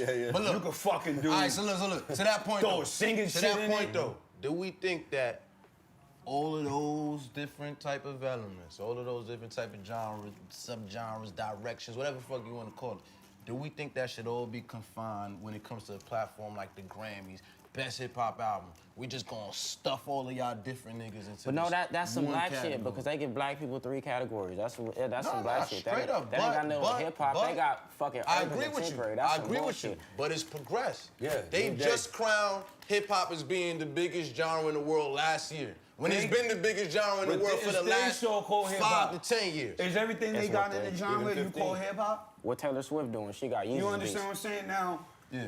that's what I'm saying. That's the difference between today and yesterday. You could say, Nancy, like, I feel, and hear what you're saying. Yeah. But all I hear in my head is Chuck D. Who gives a fuck about a goddamn Me too. Grammy? Same. That's all I hear in my head. I dig that. That's all I dig hear that. in my head But is look, Chuck D. Who gives it's a less fuck? about the Grammys. Because It's the less people about- at the Hold on, Grammys, no. they It's not gonna get up and no That's a fucking fact. verse. That's You a heard Public fact. Enemy? That's a fact. But look, it's less about hear the that shit. Grammy. It's less I about heard the Ice Grammy. Cube. It's I more heard about the Ice Cube. marginalization. You hear what I'm saying? It's more about the marginalization, because If niggas cared about marginalization, they would have kept the Soul Train Awards. Niggas want white people approval. That's what's wrong with I most fucking niggas. agree with you on that. And that's You the had a fucking source, problem. you had a You BT. don't need no approval from the Grammys, the Oscar, and that's the fucking shit. Niggas a dicky to go Like, to what the the Grammys fuck and happened not to the go Source accept the Awards? BT Right, Award. yeah. What the fuck happened to all our award shows? Done. Are they even still doing the hip hop awards? Yeah, but ain't nobody checking in because they don't. That's not good enough for them. They want some bougie shit. They want to put on the show. That's a feel fact. that, If you don't put But that it's shit like, on look, and take your it's black like, ass to all Atlanta right, and but go it's rap like, in yo, that fuck cypher. it. All right, bet. All right, let's say we progress. We here now. We at this high level with the world. You know what I'm saying? Because, all right, you could call it white man approval, whatever, but it's what the world is tuned into at the end of the day. So it's like, yo, fam, give us the respect we deserve. That's not some artist shit though. Yeah, but they can't do that. I thought we was artists. I don't, like, if the conversation we just had earlier. So we are. So niggas, do niggas want to be artists? Do they want to be entertainers? Do they want to be superstars? Might be all that. We They can be all gotta that. I think niggas because just- at the end of the day, you can, but you can't. Because hip hop is that. Listen. Why? We can't. Because it has front- everything. Hold on, Why hold that's on. all I was asking? Oh, that has Hold shit on, in five. look, Because it has everything we in it. can't Because it has sit everything here. in it. We can't sit here in front like Everything niggas got make everything in it. music No, just doesn't. for nobody to hear. Doesn't have hip hop. No, songs. we can't sit here and say that. Hell no. So that's what I'm gonna say. That's why that's borderline disrespectful. We can say hip hop nothing has everything in it but hip hop, right? But that's disrespectful to Michael Jackson, disrespectful to Prince, disrespectful to Jay-Z. I'm gonna say, but they had everything. So how did they not have? What didn't they have? No, because look, Tell someone me will what say, Prince- no, someone tell will me say what Charlie Prince didn't Parker have. had everything. Tell me what You Prince understand didn't what I'm saying? have, and then we could talk about what hip hop had that Prince didn't have. Prince had the movies before Get Rich or Die Trying. Prince had the bitches before. That's a LL different Cool J. comparison, though. You say hip hop have everything. What I'm saying is Yeah, it has Prince in it. explain, because they sample Prince. No, I'm saying like hip hop has everything that happened in history of everything. Because it's the last thing. That's right. But what I'm That's saying, all I'm saying. But what That's I'm saying, all I'm what I'm saying. saying. No, not because of that. And I could explain that one for you. I'm asking, yeah. You're a little younger. See, if you like go back in those times, like in the 80s, most of us was 12, 10, like from people my era, and I'm from 10 to younger teens. So you going to school, TV is all white, school's all white, history books is all white. Everything you hear, refers it back exactly back to what you said earlier. Yeah. Hip hop became our way of self-knowledge, our own culture. So I know anywhere I'm at in the world, I don't fit in anywhere besides hip hop. So now we have a language, we have a look, we have a code, we have a way of understanding each other that everybody like y'all from a different, and I get it, because y'all born in the computer age where everything's here.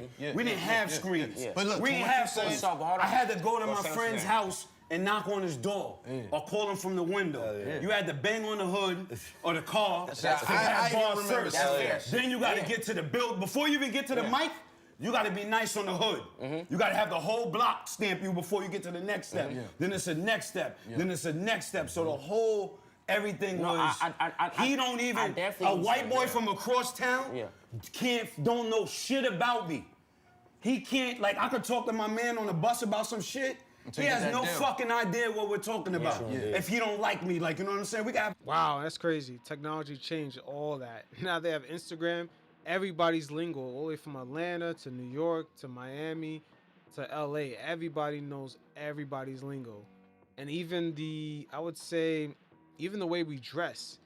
People from Miami used to dress a certain way. People from New York used to dress a certain way. LA, North Carolina. Now, for the most part, because everyone's on the same fucking algorithm, no matter where you go, everyone pretty much looks the same. Conversation or some shit he don't even know. For sure. Because I don't fit in there when I'm look, going there. to what you It's saying different now, now. No, to what I'm what you saying saying, now is them same 'Cause I people agree. love y'all.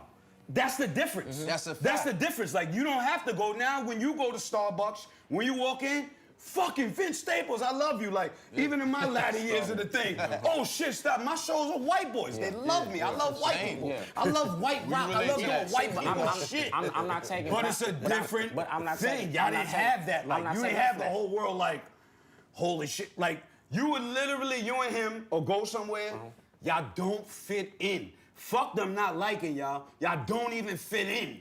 fact. Nowhere. Like, nowhere So now all you got is Like when you in first we class got this public on enemy American shit. Airlines. Like we got this thing. We but could talk about this. They listen, don't know what the fuck we talking what I'm about. saying. And so once again, Styles P speaking facts. He's speaking facts. If you look at the culture overall, there was nothing like it on television. I mean, even hip hop slots, they gave it what, a late night segment, like almost a midnight segment. MTV, any musical channels, they didn't really want to cover the culture. But once again, with this conversation right here, you gotta focus on the tech companies. They came in and pretty much broadcasted the culture to a worldwide audience. Now, no matter where you go, shit, Styles P can go to Japan. Somebody out there will say that's cap. That's how much the tech has infiltrated the culture. The tech is basically now the culture. I can't imagine hip hop without Instagram, without Facebook or Twitter. I mean, shit, we call it the gram. The gram is a term that came up off of hip hop referring to Instagram. And now everyone around the world calls it the gram. So tech is almost like hip hop's at this point. I don't want to say hip hop's pimp, but hip hop's, I would say, landlord in a way. Tech slowly has really become hip hop's landlord. They control the Instagram, they control the algorithms, and they control the music store. What I'm saying is that's fair, but like I said, it's something constant because that's something you got when Ray Charles is inventing music in a certain extent. You got that when Prince is inventing stuff. You got that when the Temptations and the Supremes and all these people are singing on the corners and doing talent shows. It's something that has been constant. What I'm saying is I won't sit here and say that we have it the most complete and the best ideology of it, because that's just not true. Because at the end of the day, them niggas all knew they all knew their notes, Right. they all knew their keys, they all knew an instrument. You got niggas that can't even count bars right now. Look, man, that's you for know sure. it's Hold on. That's I'm a gonna give fact. you one other Hey, thing. you know why Yeah, though? for That's sure. a Hold on. fucking But fact. you know He's why right. though? You know why though? Because look, they've infiltrated this culture and they've tailor-made it to be the way that they want it to be. Because they want to keep us in this place, and you know what the fuck I'm talking about. I'm talking about black people, because this is a black issue. You know what I'm saying? Like, everything of what you're saying, right? From where it came from, like, you can have that conversation and be a decoded message and all that shit. Now, where it's at today is like, fam, they've infiltrated it. You know what I'm saying? They didn't infiltrate it. It's been sold and repackaged by the labels. Once they made that deal with Spotify, they pretty much pigeonholed the music into that penny, half a penny per stream kind of format. And it's not just hip hop, it's everything. Pop culture, pop music, country, everything has been repackaged and stamped that it can't sell no higher than a penny, and it needs 1,000 streams to make that dollar or whatever it is or count as a sale. And also, it's been introduced to a worldwide audience. A worldwide audience that drives this algorithm. And unfortunately, the consumers are mostly in the West. So in Western countries, the majority still is white. So mainly who's driving these algorithms, who gets popular, is white. I mean, shit, you could look at Yeet. They consider Yeet hip hop, but no one from the culture really listens to him like that. From, like the way you see the cosigns of the culture. When someone's popping in hip hop, you see the cosigns. Yeet doesn't really have any cosigns. He's selling out shows. He's streaming like crazy. The algorithms, in a way, the tastemakers are not people who normally create the music anymore. It's the dominating demographic. And I know for a fact in the beginning of the streaming era, the dominating demographic was really preteens to about 13-year-old white boys. So that's why certain songs that seem kind of stupid or like gimmicky, that's why they were popping with millions of views. They were driving the algorithms. And they made sure only certain things get to the front line. You know what I'm saying? Like, it's all of that. All of this shit plays a So plays you know, a role. so now I'm gonna cut you off real quick. Now, just real quick. I can't count bars. Yeah. Word? I ain't never heard no Tupac album in my life. So you don't know what 16 is? This guy's killing me. Holy shit. Because he's from Baltimore. Once again, Vince Staples, he already let it be known. He came in the industry on some money-making shit. That's the truth. I'm being honest. That's a fact. That's a fact. I'm just laughing. So it's like, ain't never heard that. Ain't never heard no Nas. I never. You heard that doggy style. I heard Doggy Style when I started rapping. I ain't gonna lie, I still ain't never heard doggy style. The first new. Word? For real? Yo, y'all fucking I mean, I know the hits. I know the hits. That's why I'm saying. That's why I'm saying. I think I know more albums than you do. crazy. No, that's what I'm warning you. I never heard the original Chronic. Word. I ain't never heard it all the way through. Never. I heard some. I ain't never heard it all the way through either. I ain't never heard. You want to keep going? Just start naming shit. Ain't never heard no Souls of Mischief. Ain't never heard The Far Side. Ain't never This heard is none of where, that. see, Yeah, I could relate. I never heard the original Chronic full through. Some of these classic albums, like if you don't relate and that's not your era, you hear about it, you kind of skim through it, but you don't understand some of the references. You just don't relate. It's like that for every generation. I'm pretty sure those people that came up a little bit after Styles P, they didn't listen to Rakim or some of the people that he named. They would listen to Tribe Called Quest or just whoever came up in the mid 90s. But he came up to guys from the early 80s. So it's a major difference. this ain't a hip hop thing. No, but yeah. My next statement to y'all Yeah. is not a hip hop thing. Yeah. My next statement to y'all is a music thing. Exactly. Music is timeless. Yeah. Great music is timeless. Great. With the tech, I'm not sure if the music is going to be timeless with this tech. The tech changed everything, man. It basically made music the brand new lamp in the room that's in the corner with the light on. It's helping everybody out. Everyone is enjoying the light that they could see, but no one's ever thinking about it. They're not even sweating the light. They're not even appreciating the light. It's just a fucking utility at this point. Music is like a fucking capsule. It doesn't matter if it's from your. I listen to James Brown and Marvin Gaye all the time. They're not from my time. If you ask me my favorite shit to listen to, honestly, it'd be Marvin Gaye. Like, you know what I mean? Right. It's not like that shit. You as an artist, you as an MC, You gotta go back You and as a study, person, fuck artistry. Yeah. Let's take the artistry out of it. You as a person could grow from listening to old music. Definitely. Like, you know what I'm saying? That's I'm talking about your soul, No, your you're spirit, right. You're right. your spirit. You're right. It's like channeling your ancestors. Let me say this real quick. Hold on. This is what I'm saying. Let me say this real quick. It's like Yeah, but also we got to factor in the listening experience from the consumer is a lot different nowadays. People used to be able to have the attention span to just play an album or go to a record store and listen to an album solely. There is no music listening experience like that anymore. Even the fucking device you have in your hand, it's your phone. That's your main listening device for music, and you getting all these alerts, text messages from videos that went viral. Your music experience is disrupted.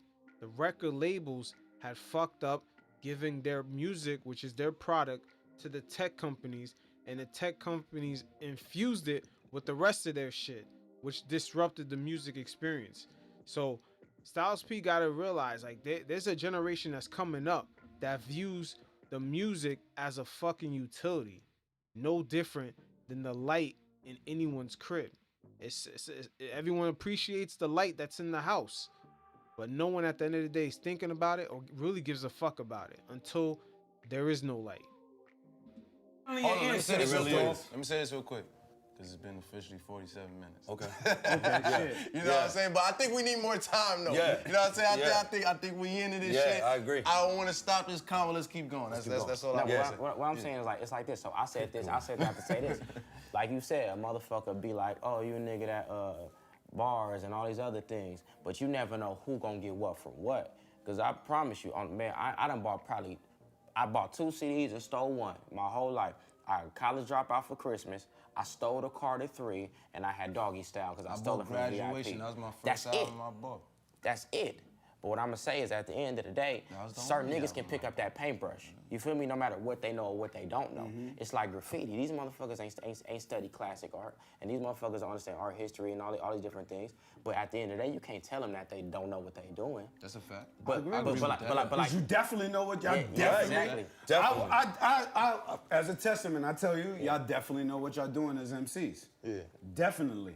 But more than an MC thing, if it comes no, you're right. as an MC, you want to be a better human. Yeah. You want to have a better I understanding. mean, I went back, but I'm saying as far as when I was a kid, that wasn't my ballpark. I was in some complete other I bullshit. get it. But what I'm saying is that when it comes down to music and things like that, if the focus was put more on the music, then that would be more of a thing. What I'm saying is I can't really fault nobody because they whole focus on getting attention and getting money. And it's like when you look at a lot of these dudes, not to like make fun of nobody, but you can tell who wasn't nobody in school, who wasn't nobody before they start making the music. Especially with the police. So they catching up, late. Like niggas just be doing goofy shit. And I be like, damn, cuz like you gonna catch your elbow fucking with these people. Like you never getting out. But it's because they trying to catch up. Like, and that's a lot of things that fucked up a lot of early West Coast motherfuckers. So we talk about rappers from the West Coast. Ain't none of these niggas from California.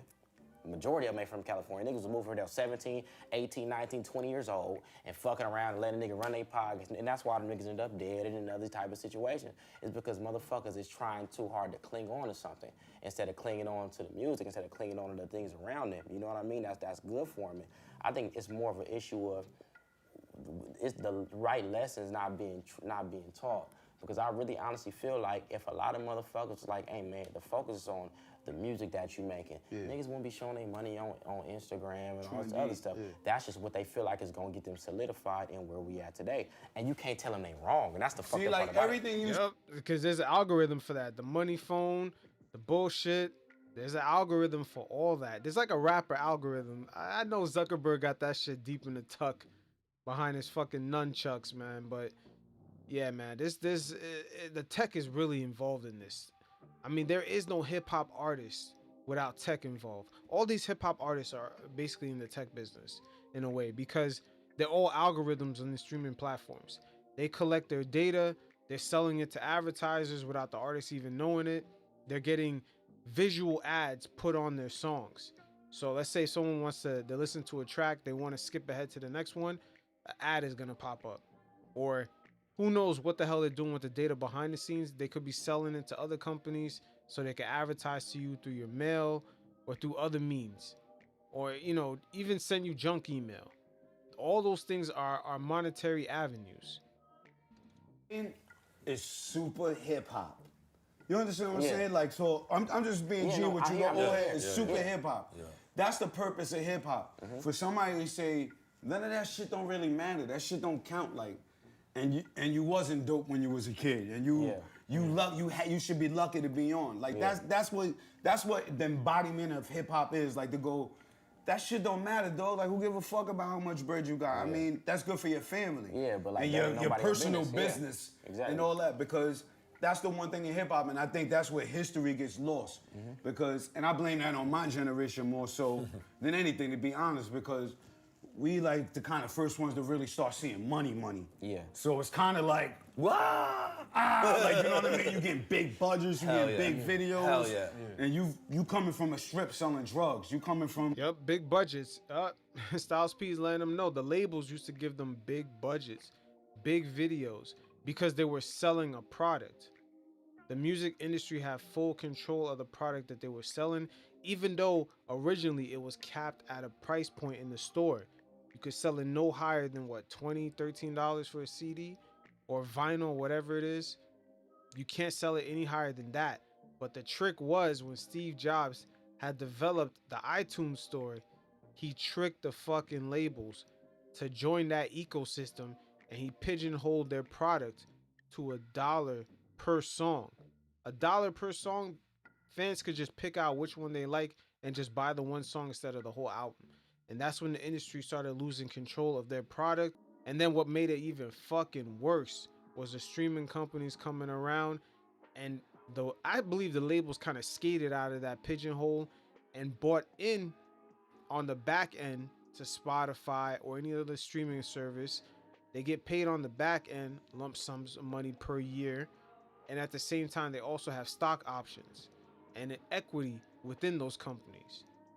So they pigeonhole the artist to a penny per 1,000 streams, or like, you know, a penny or a CD sale counts as, I think maybe they make maybe $13 per stream or $7 per 1,000 streams, but they pigeonhole them into that. But the labels skated out of that on the back end.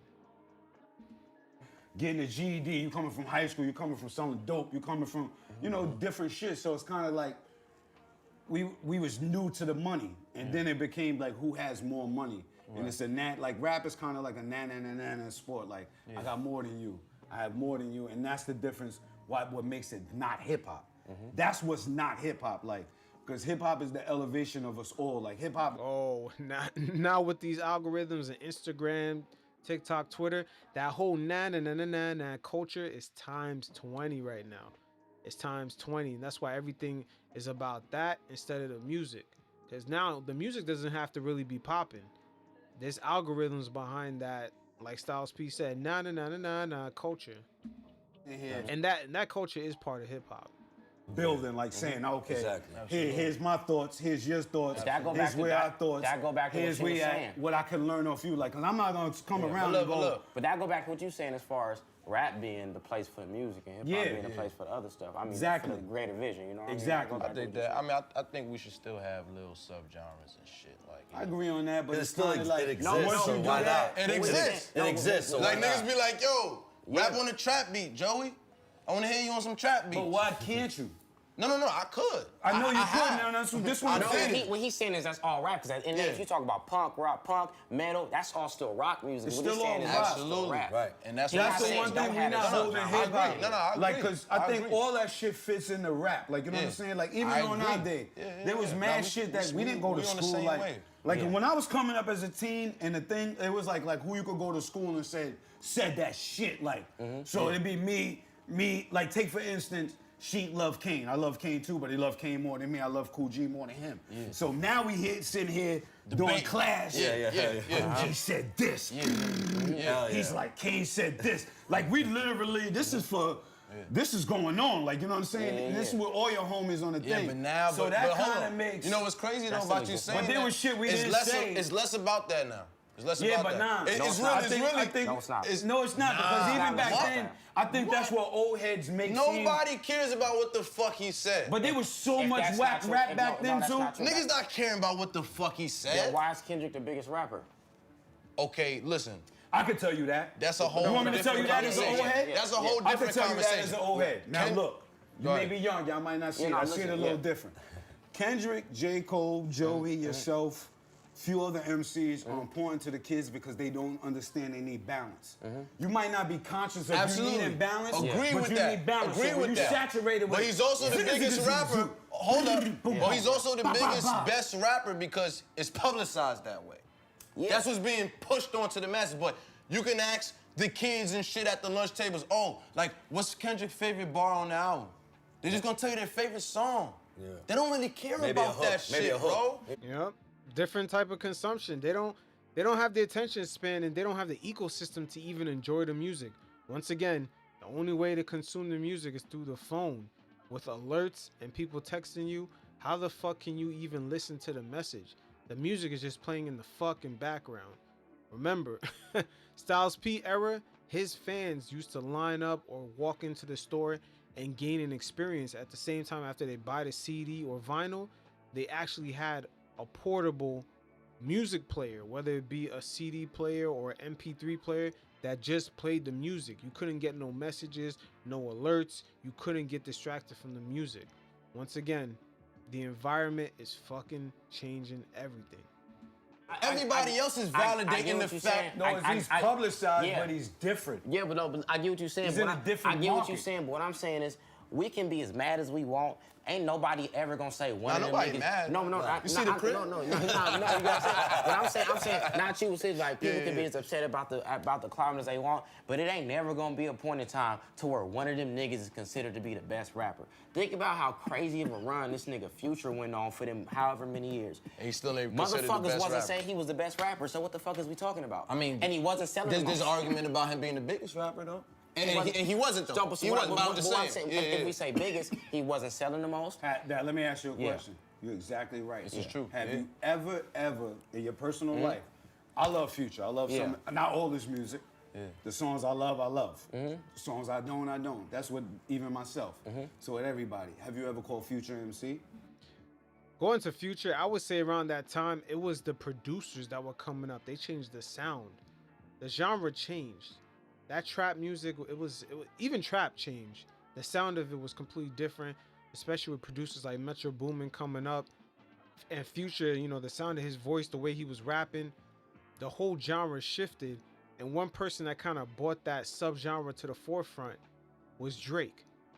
When 2015 started, him dropping If You're Reading This Album, It's Too Late, or whatever it's called, that album was with nothing but trap beats. And that really stemmed from Future having his run a few months earlier in 2014 when he was dropping all those mixtapes, the Beast Mode and everything. 56 Nights. Drake took a lot of those beats, especially from Metro, or just linked up with that Atlanta clique. And once he dropped the album, being a mainstream artist, that's when the shift changed. Future also dropped Dirty Sprite 2, and then following that, Drake and Future did their little run together with that mixtape What a Time to Be Alive. So the genre definitely shifted sonically around that time. Have you ever called Future an MC? I honestly ain't never called nobody. And that year, or just that overall run by Future, doesn't really get enough credit. The way the genre changed sonically in 2015, that does not get talked about enough. Exactly right. This is true. Have you ever in your personal life? I love Future. I love some, not all this music. The songs I love. The songs I don't. That's what even myself. So with everybody, have you ever called Future MC? Have you ever called Future an MC? I honestly ain't never called Nobody that. in MC. I know he's gonna say that. Yo, it's fucking crazy. That shit don't exist like where I How come don't from. exist? Niggas No, I ain't saying feel what you're MC, saying. bro. Like In this generation, how? in this generation, Styles, you gotta understand. So Like I said, if you 1993. meet me, no disrespect. So when me and you shake hands, I go, hey, it's a definitely. pleasure to meet you. Definitely. And you and somebody who totally just raps, doesn't rhyme, meet you, everybody's in the same category to you? No, I'm not saying that. What I'm saying is as far as so what I'm saying, the verbiage is important. Cause we start sectioning it off. Of course, some niggas are better than others, but I'm not saying who's this and who's not. Fuck all that. If you can't rhyme, but elite, you're no, not an MC. This is what I'm saying. Niggas, That's where that goes. That's Let me just. But at the same time, everyone who's rhyming is doing the same thing. They're all streaming. They're all streamers. Everybody's all streamers where everybody's all streamers where the tech companies building up algorithms off the audience that streams their particular music. The way the people on the online video game world stream, like guys like Kai Cenat, what's the difference between the way he streams and the way Drake streams when he drops an album? There's really no difference. They're both streaming. Or even when Dave Chappelle drops a special on Netflix, they're all streaming. They're all pretty much doing the same thing, and I think that's what Vince Staples right now was just alluding to. School rapper Styles P, like OG. That's not rapper. even true. They're supposed to be. No, it is I got true. a 19-year-old son sitting right there. Vince Staples, once again, I think he's had real good conversations at the labels and kind of figured out what this industry is really about. When he talks from an infrastructure base. When he describes the music or just the overall point of the business, he talks about it as if it's a certain infrastructure. But Styles P is still talking about it about being a craftsmanship, etc., etc. But Vince came up in a different era, boy. You could just see it here. Trying to say, all I'm How trying the to say, fuck I'm not the OG? that's a fact. But all I'm trying to say is, look, niggas ain't like MC. It's like what he's saying about the verbiage. Exactly, but that's what we saying. That's our point. What I'm saying, bro, is like where I come from. Like the biggest thing you can be is your name. We come from where niggas make up their names, you know what I'm saying? Niggas got names they make up. It's some hip hop shit, but everybody got one. Yeah. You gotta, if you like where I come from, if you want to call yourself Killer, you gotta earn it, or nigga, you your first name. Yeah. So what I'm saying is the best you can get is like, if your name is Styles P, it's like Kendrick Lamar. For niggas in California to call that nigga Kendrick Lamar, that's a win. Cause that was not that nigga name before we start rapping. That's a fact. You get what I'm saying? It's covered. Schoolboy Q. That nigga name was not that before he was rapping. He had another name because it meant some other shit. So you gotta earn that name. You know what I'm saying? So it ain't really about calling niggas. If a nigga say he blah blah blah, like when niggas say, oh, he the best rapper, this that, you gonna ignore that nigga because a nigga can be at the park all day and saying he hoop, but you not in the league, my nigga. So it's just not taking it serious. Hold on. What I'm saying, bro, is it's funny. I was in the niggas just focus on the wrong things because I was in the studio with Dame and Dame was like, damn, Steve Bartle's still the head of Def Jam. He was there when we was there. Can't no rapper keep their job for 30 years. Nah, that's a fact. I always say that shit. Niggas could stop rapping and the label's still gonna be a label. It's the same 5 motherfuckers. You know why the rappers can't Niggas' career can end You and gotta be able to, you as the rappers, But you know, I as the feel like future, I feel like that you should be gotta your able job to though. say who- Hell no, you it. I ain't it. No. We This one saying the thing. I'm saying, executives. you talking about Steve Ball? Like, I Yeah. feel like that should be your job. Facts. I feel like Who that. know the shit I feel more like- than you? I Who feel know like the Jimmy shit I better be- than You know what they gotta be? You know what I'm They saying? gotta be That's all I'm a whole going new with. shit to where it ain't the same job. See, That's I'm- where the yeah, time gotta but come in. that's You what gotta I'm come in saying. and where it say, fuck that structure. Yeah. Invent a new structure. Yeah. And where that's what you figure it that's out. what make them. They would never let Styles be be executive at the labels, because at the same time, he's gonna realize that whole infrastructure and the way it's set up, it's really there to rob the artist. It's virtually impossible. But they're not gonna let somebody like him be a top executive. That whole infrastructure is crooked as fuck. It's because if it's a structure to where you are, because the thing is, until a motherfucker get to the point to where they are making enough noise to where you feel like the people feel like the things they're saying affect people, you're not gonna have the opportunity to interact with them. If it was a structure to where you got you, or you got a Snoop, you got these people who've been around for a minute, Scarface is able to kind of have the system where they got their own A&R, they got their own funding system where Niggas people be are trying able to control. to tell Then them you make can the get shit. to them faster, and then the song that they have that's gonna impact, they'll already have whatever you're trying to tell them in their head. It's just you're not running into nobody until after you done have 4 or 5 meetings with them people, and everybody know what them people is. Like, it ain't even a race thing. Them people is them people over there that's running the show. You so. see what the difference is? See how you said earlier who was hot last year, the 2 years before, the 3 years before. That couldn't happen in my era.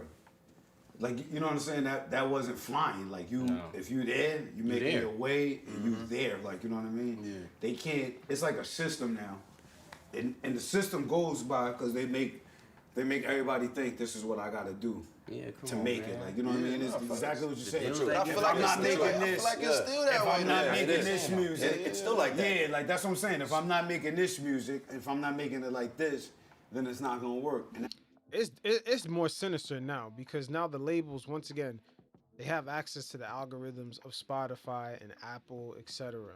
So they can actually tell you what fucking music, what's the look. They know everything. They can actually have it pretty much down to a science now. everybody, because like I sit back and sometimes I be like, yo, how is he cool with him? He just stole his whole cadence. Yeah. Like they at the club taking Because a picture. Back in the day, someone's getting like Yeah, punched in like, their face over that, like stole showing my up in the whole- club. At the end of the day, it's like, oh man, let's make this money, my boy.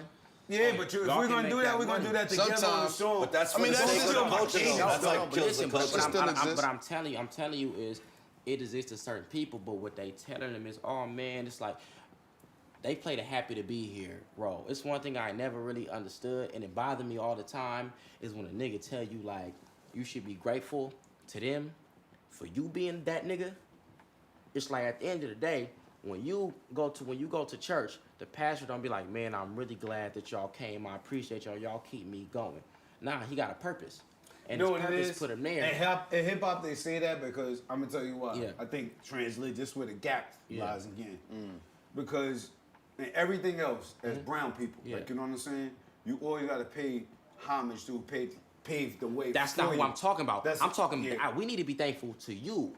We don't need to be thankful. No, to I gotta be motherfucker. thankful to you. We gotta be thankful to each other. The That's what I'm same saying. way- agree with both of y'all. That's You know what I'm what I'm saying. saying? No, Like no, it can't be like, yo, I'm old. I paved the way for you. No. Like, yo, you better Thank me. No, no, no. Like it's like I did that. Absolutely. But y'all coming Hold on. behind Yeah, me, no, hold on, holding hold on. shit Hold down. on, hold on. Thank you. Like Right. you know what I'm saying? Yeah, No, yeah. You if you're doing misunderstand me. What I'm saying is, when you look at a lot of the times the music is dictated by the consumer. You feel me? Because they feel like they lushing out money, and the motherfuckers like, oh, you need to do this, you need this, or you need to be grateful. Oh, this nigga don't want to make this kind of music no more. Nigga forgot where it came from. Sure blah did. blah. Instead of it being a sense of camaraderie between the people that's That I creating. agree with, too. So at the end, that's what I'm saying. Is at the end That's of the a day, fact. motherfuckers build up this, oh, I'm just happy to be here attitude did. because it's so easy to feel leave you. instead of being a unit, because a motherfucker wouldn't be able to steal Yeah, it the at all money, right. if They he had. focus on The the craft money. That's is what not I'm the saying. It's focus. about The the craft money. is not Because the it's about the money money. and Because not at the end the of the day, art. it's That's like, where that nigga, happens. like a motherfucker be like I had this shit to where, nigga, for real shit, I was in Denver, I almost died on stage. And then Corey had tweeted from my shit and be like, The altitude, yeah, from right? the suite, it's from smoking and shit. And it was the first time I played me in the video. It was like 50 under 2,000, everybody smoking. Corey tweeted from my shit, please don't smoke. Oh, this nigga ungrateful, we need to be happy we there. Like, really? Because I thought I was the nigga that make the shit that made you want to come. And it's the whole thing is motherfuckers they feel like they so disposable that it's like, oh, he took the flow. Oh, but maybe somebody might like my flow too because we all good. We here, we fighting the same battle because motherfuckers is fighting time in their head because they seeing they gonna be gone next year. Yo, was it you who said that shit about trauma cells? Oh yeah, man. It was, right? Break that down one time. Bro, I can make 50 songs. I'm still gonna be the gangbanging nigga from Long Beach. I can give $1 million to the kids. I give money to the kids. That's bro. untrue. That's untrue. No, listen. I get what you're saying. It should be untrue. That's untrue. But what I'm saying is, No, it's true to a sense. That's what they're slowly doing to 50 Cent right now. This guy has actually had a better post-career being a rapper than when he was actually popping off as 50 Cent from 2003. He actually produced more than 7 shows. And sometimes you could tell when they try to downplay him, they call him 50 Cent, but he's really right now Curtis Jackson, the fucking executive. But when they try to short sell you or try to lowball you on a deal, they'll call him 50 Cent. I guarantee you that. You're right. But it's true to a sense. No, I'm only speaking from what I know. I'm not speaking from what make the most sense because most of the time what we know don't make no sense. What I'm saying is at the end of the day, if The flat say I can say I give however much money I gave, it was high 5 figs to the YMCA, blah blah. It's niggas, and I put it on the east side because we couldn't fit one on the north side because it wasn't where to put it. It's niggas that we was getting into, we was kids that was nobody. It's like, oh man, fuck that nigga, cuz he's just trying to do this because he gonna get a write off, and it ain't true. But you can get this and you can get that and you can get that. Fuck that nigga from Nachos. It's like, so I could put a song out and try to say some positive shit. Yeah. That nigga ain't really like that. I know that nigga. He from Nachos. But you can't. That's on them. Yeah, but what I'm saying that ain't on you. I know, not at all. I don't give a fuck. Fuck them niggas still. But what I'm saying is, I'm never gonna be over that. What I'm saying is, when it come down to it, that is disheartening to an artist sometimes. So motherfuckers trying to get in where they fit in. Yeah. Because at the end of the day, you can direct to consumer type shit. Yeah. So a motherfucker can be like, a motherfucker gonna feel that lash out and feel like they gotta do certain shit. It's not just with the trauma, it's like when it comes to the drugs and alcohol and the certain things that we push, the violence, things that we push, even when we know better. It's because it's selling and they love it, because a lot of the times niggas don't want to see that they wrong. Yeah. You know what I'm saying? It's like, that's a fact. When nigga favorite, nigga, you know what I mean? It's niggas are gonna watch certain movies, listen to certain music, eat certain foods, because that's the closest thing to their heart is. They don't want to feel uncomfortable. It's a comfort zone thing. So, of course, trauma gonna sell because a lot of people's going through traumatic situations. So that fits within their comfort zone. And a lot of the times, once you leave their comfort zone, they not gonna really fuck with you as much, or they gonna want you because you want to be able to look at somebody who doing better than you, that relates to you, to justify yourself not moving forward. That's why I say I partially agree with you. I'm just telling you from age. No, I get what you're saying. I'm telling you from age. Like I got the same background. Yeah. Like the same background. So my whole shit was for a long time. Styles P the gangster. Yeah. You know, they know what I did outside. Exactly. Won't let it go, and they mad that you doing what you do now. Yeah. But when you take responsibility and you don't let nobody, like, people gonna think what they gonna think. It's for you to do what you gonna do and just give that energy off. Yeah. Like, you can't control what he's gonna think and what he's gonna think. Sure, as long as what you're doing, the person who gets it. Yeah. Like, I live a plant. I don't do nothing but eat plants, and I own 4 juice bars. I'm New York's gangsterest rapper for decades. Yeah. Like, you know what I mean? With an official history to go with it. They don't. Right here, this is the new hip hop right here. This is completely hip hop. This is hip hop finally maturing. Styles P could still be the dude spitting the bars, and also growing as the businessman and also family man. So kudos to Styles P, because this is a point that I know a lot of people wish Tupac and Biggie got to, where you could see the growth. And ever since their deaths, hip hop in a way has been stuck in a Peter Pan mode. And finally, with the new crop of artists that came about after Tupac and Biggie, it's amazing to see a lot of them grow. From Method Man to all the guys that came up in the 90s, you can see how they're evolving with their kids, raising their kids, having their families, and becoming businessmen. That is hip hop. I just rap shit like official. I know exactly what you know what I mean? Exactly. So when you can let them, there was a time I felt just like you, like, yo, damn, I was doing shit. I'm black. Yeah. I'm doing this. They like, all they keep talking about is Styles be the gangster, Styles be the gangster. I'm like, yo, I told you my whole life I'm But a you know- gentleman you know- too, yeah. and I'm for the people. But after I start saying, yo, people are gonna say what they want and do what they want, but energy's a total different thing. Yeah, so but no, even but with the hood, but, but see, but it matters to the right people. I wasn't even saying for me personally. I'm saying I understand why certain people look a certain way because a motherfucker might have a verse or bar or hook where they try some different shit. A motherfucker might put a different kind of hoodie on, and you gonna see people roasting them on their That's bumper. this day and age, And that's crazy, And a lot bro. of niggas gonna buckle. That's Because this day niggas and buckle age, in right. jail. And they broke, and everybody got the same clothes on. So if a nigga gonna buckle in jail and everybody wearing the same shit, would it come down and really get some money? Niggas gonna be, on that. it's over with. And especially on social media too. Oh yeah, of course. They're gonna buckle. They're gonna buckle for sure. So niggas, you know what I'm saying? I feel bad for these kids. Not like on It's like some, society not on some I'm pressure. better for them, but it's like. But that's my whole Society thing, pressure. though, bro. That's what I'm saying. That's why this shit is so imbalanced. Because I feel bad for the kids. They ain't really being No, fed. getting back to the point, that You is know what I'm it. saying? I feel bad for the kids that's making the music. I'm not the kids that's listening. Cause like this, my nephew 8, 9 years old, bro, and come from me, my sister, my mama, my daddy, real ones, like certified from the halls and back, real ones. He don't give a fuck about none of that shit. He don't want to hear none of that. He want to play video games, play basketball. Yo, there is an era of kids. I've seen it too. They don't give a fuck. They let these dudes crash out. They actually tune in for the downfall for a lot of these guys. They actually tune into that more. That's why when you see a rapper crashes out or maybe gets beat up or his girl cheats on him or some crazy shit, there tends to be an audience, and that's why you see DJ Academics with all those high ratings when he streams. All those users hop in, especially when there's a downfall of somebody. The kids nowadays, they're tuning into the downfall because the music industry has allowed the artists to become basically caricatures of themselves. Listen to Logic. He don't care about none of the other stuff. He picked what he want. He live in Atlanta and on the west side where all but he just don't like it.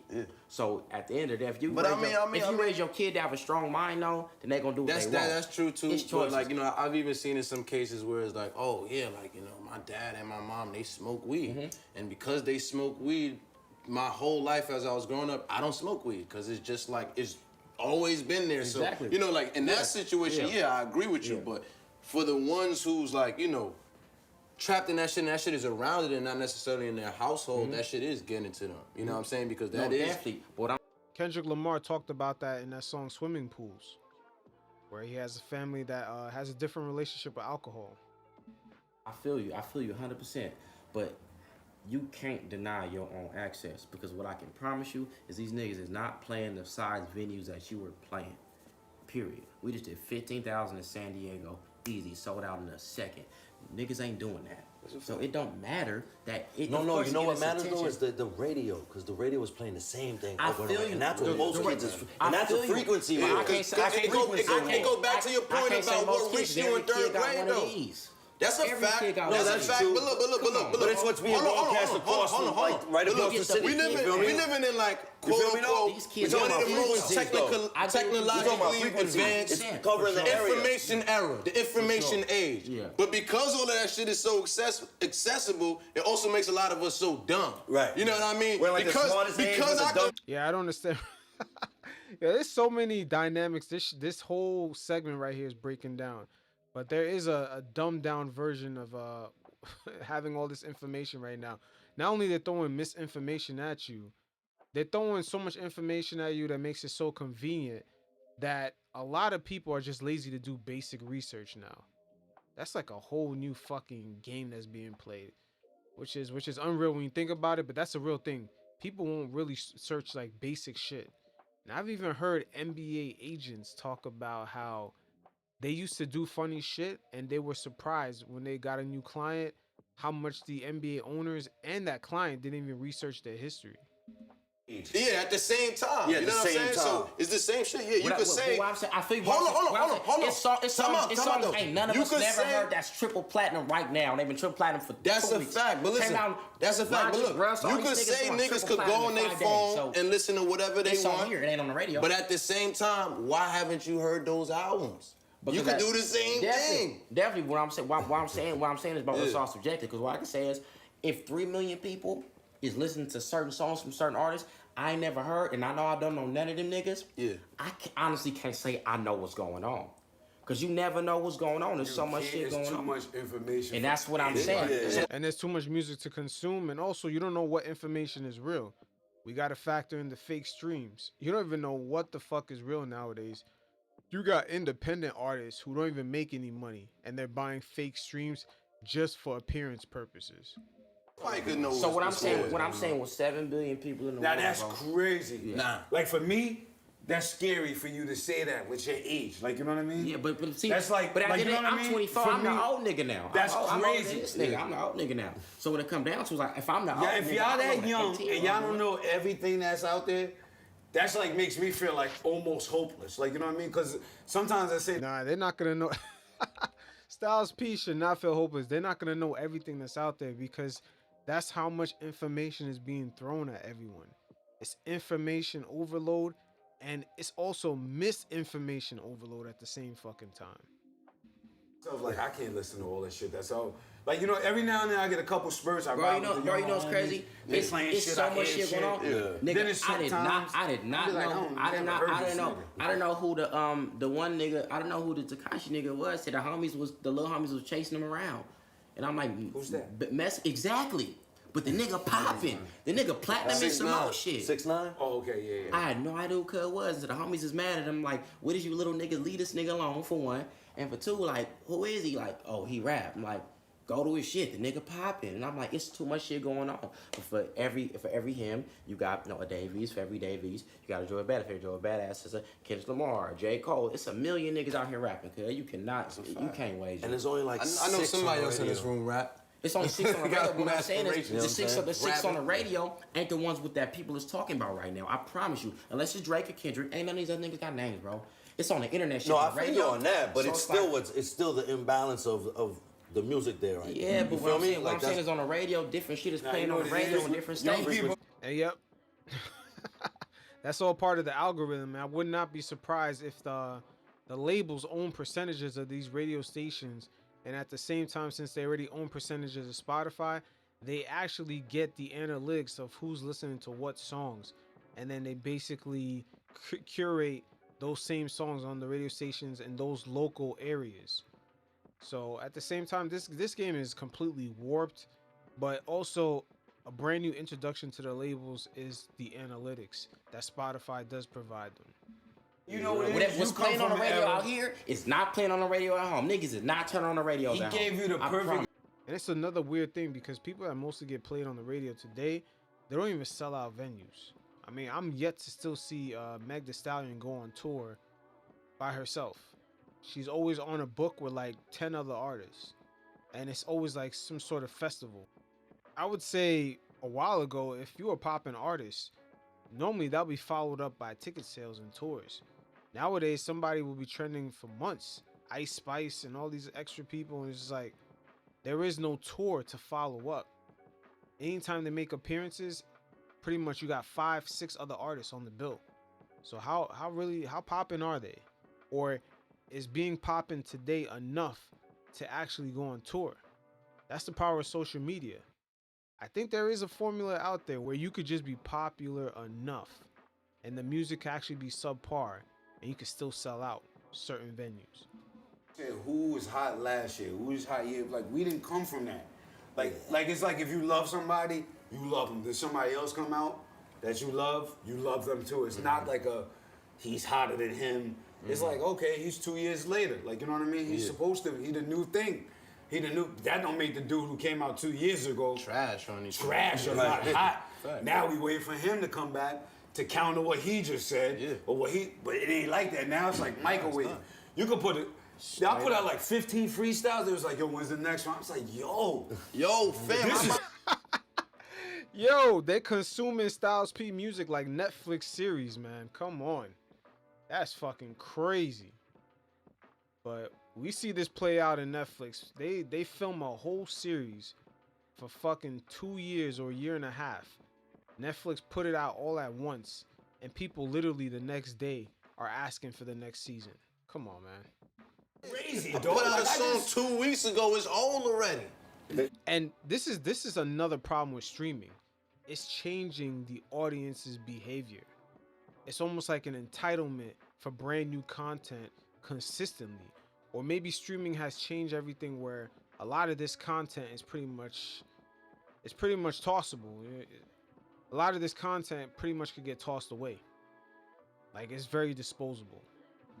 So, yo, I'm still bumping that Joey joint. Like, yo, it just came out 2 weeks ago. What you mean You're not still bumping it. You're bumping But see, it.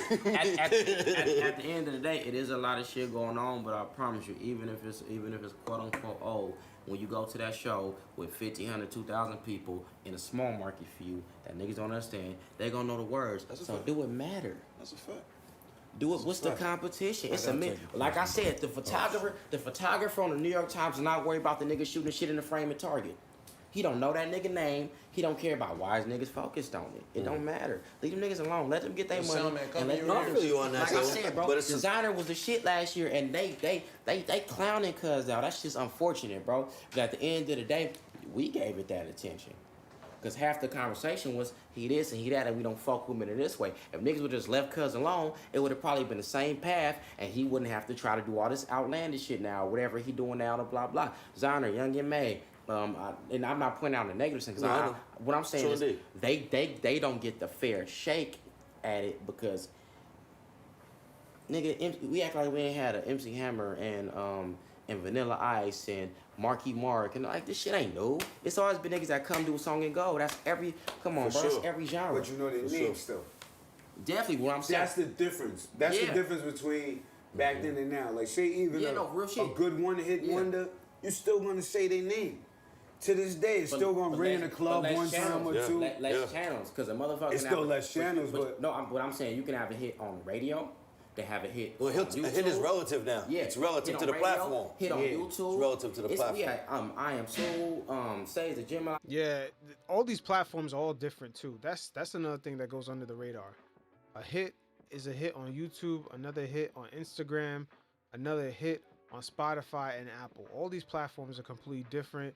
And even something like this, like podcasting, something may work well on YouTube or something may work well on Apple versus on Pandora or Spotify. All these platforms have different algorithms and different audiences. And, you know, something could pop off anywhere. So all these platforms, even though they're all in the business of streaming, the interaction with the audiences are all different. All these niggas from the Bay, they was the only thing on the radio up until a couple years ago. And I promise y'all probably ain't heard none of them songs. When I say they was hits, I'm talking triple, double platinum, all up and down the coast from Seattle down to Arizona, and y'all ain't heard them. And there's some shit out here that's out there ain't nobody else heard. The Casanova had you ain't see I had the drop song that he was in the car. I didn't know that until the little homie Tyshawn who skate out here was playing it, and that shit had millions of views already. It was out for 2 months, and I heard it 6 months ago. So it's all relative. You gotta let niggas hoop, bro. If a nigga Yeah, on YouTube, all those videos with dudes with drilling with guns, it's popular on YouTube. But when you look at the streams on the platforms where people pay, they're not listening to that. Those don't rack up sales. They rack up views only on YouTube because of the visuals and the access. It's usually younger children accessing that. You could look at NBA YoungBoy streams. It should be translating as his audience gets older into paid streams, but right now it's really not translating that way. No, I feel you. Let niggas be. YouTube almost has a shock jock type value because of the visual aspects that it has. Maybe if the Apple and Spotify kind of transition on into allowing users to upload videos, they may have the same type of user interaction. But right now, a lot of these drill videos with the guns or just any shock jock type of music video, whether it be from a Cardi B with Meg Thee Stallion or a Lil Nas X, they're gonna pop off on YouTube, but it's not gonna really translate on Apple Music or Spotify unless the song is really popping. they just want attention, it's enough money for everybody. True indeed. especially now. And there's enough audience for everybody. You don't have to appeal to everybody. This is a great build, though, man. Great convo. Shit, endless. It's an endless convo. I just want to leave these little niggas alone, cause they just want to rap, bro. They want to rap. They want. Because y'all dumb young on these little. I know. That's crazy. This But the is same crazy. thing. But you gotta think Like 20. But look. 25, We the older that's not little even- niggas though. It's a not nigga. even- that's not even- But look, it's a nigga. that's It's a nigga crazy. 10 years younger than us. Is brand new. Yeah, but you know Facts. what? He owe y'all. That's the thing about hip hop. Y'all owe him too because he's carrying a torch. Yeah. But that's the thing about hip hop. Like, that's a foundation set. Like, it's like, okay, we coming through. It's like you come from a hood, like Yeah. a certain hood. Yeah, Like, exactly. right now, think about this. That hood history, I bet you know that. Yeah, but well, I'm telling you what's crazy. I bet you know that. No, I bet you know about 3 generations You know what's crazy? worth of hood history. You know what's crazy? That gotta go like that for rap if I'm working. No. Nah, it can't go like that. Styles P, man, it can't go like that because that's for survival.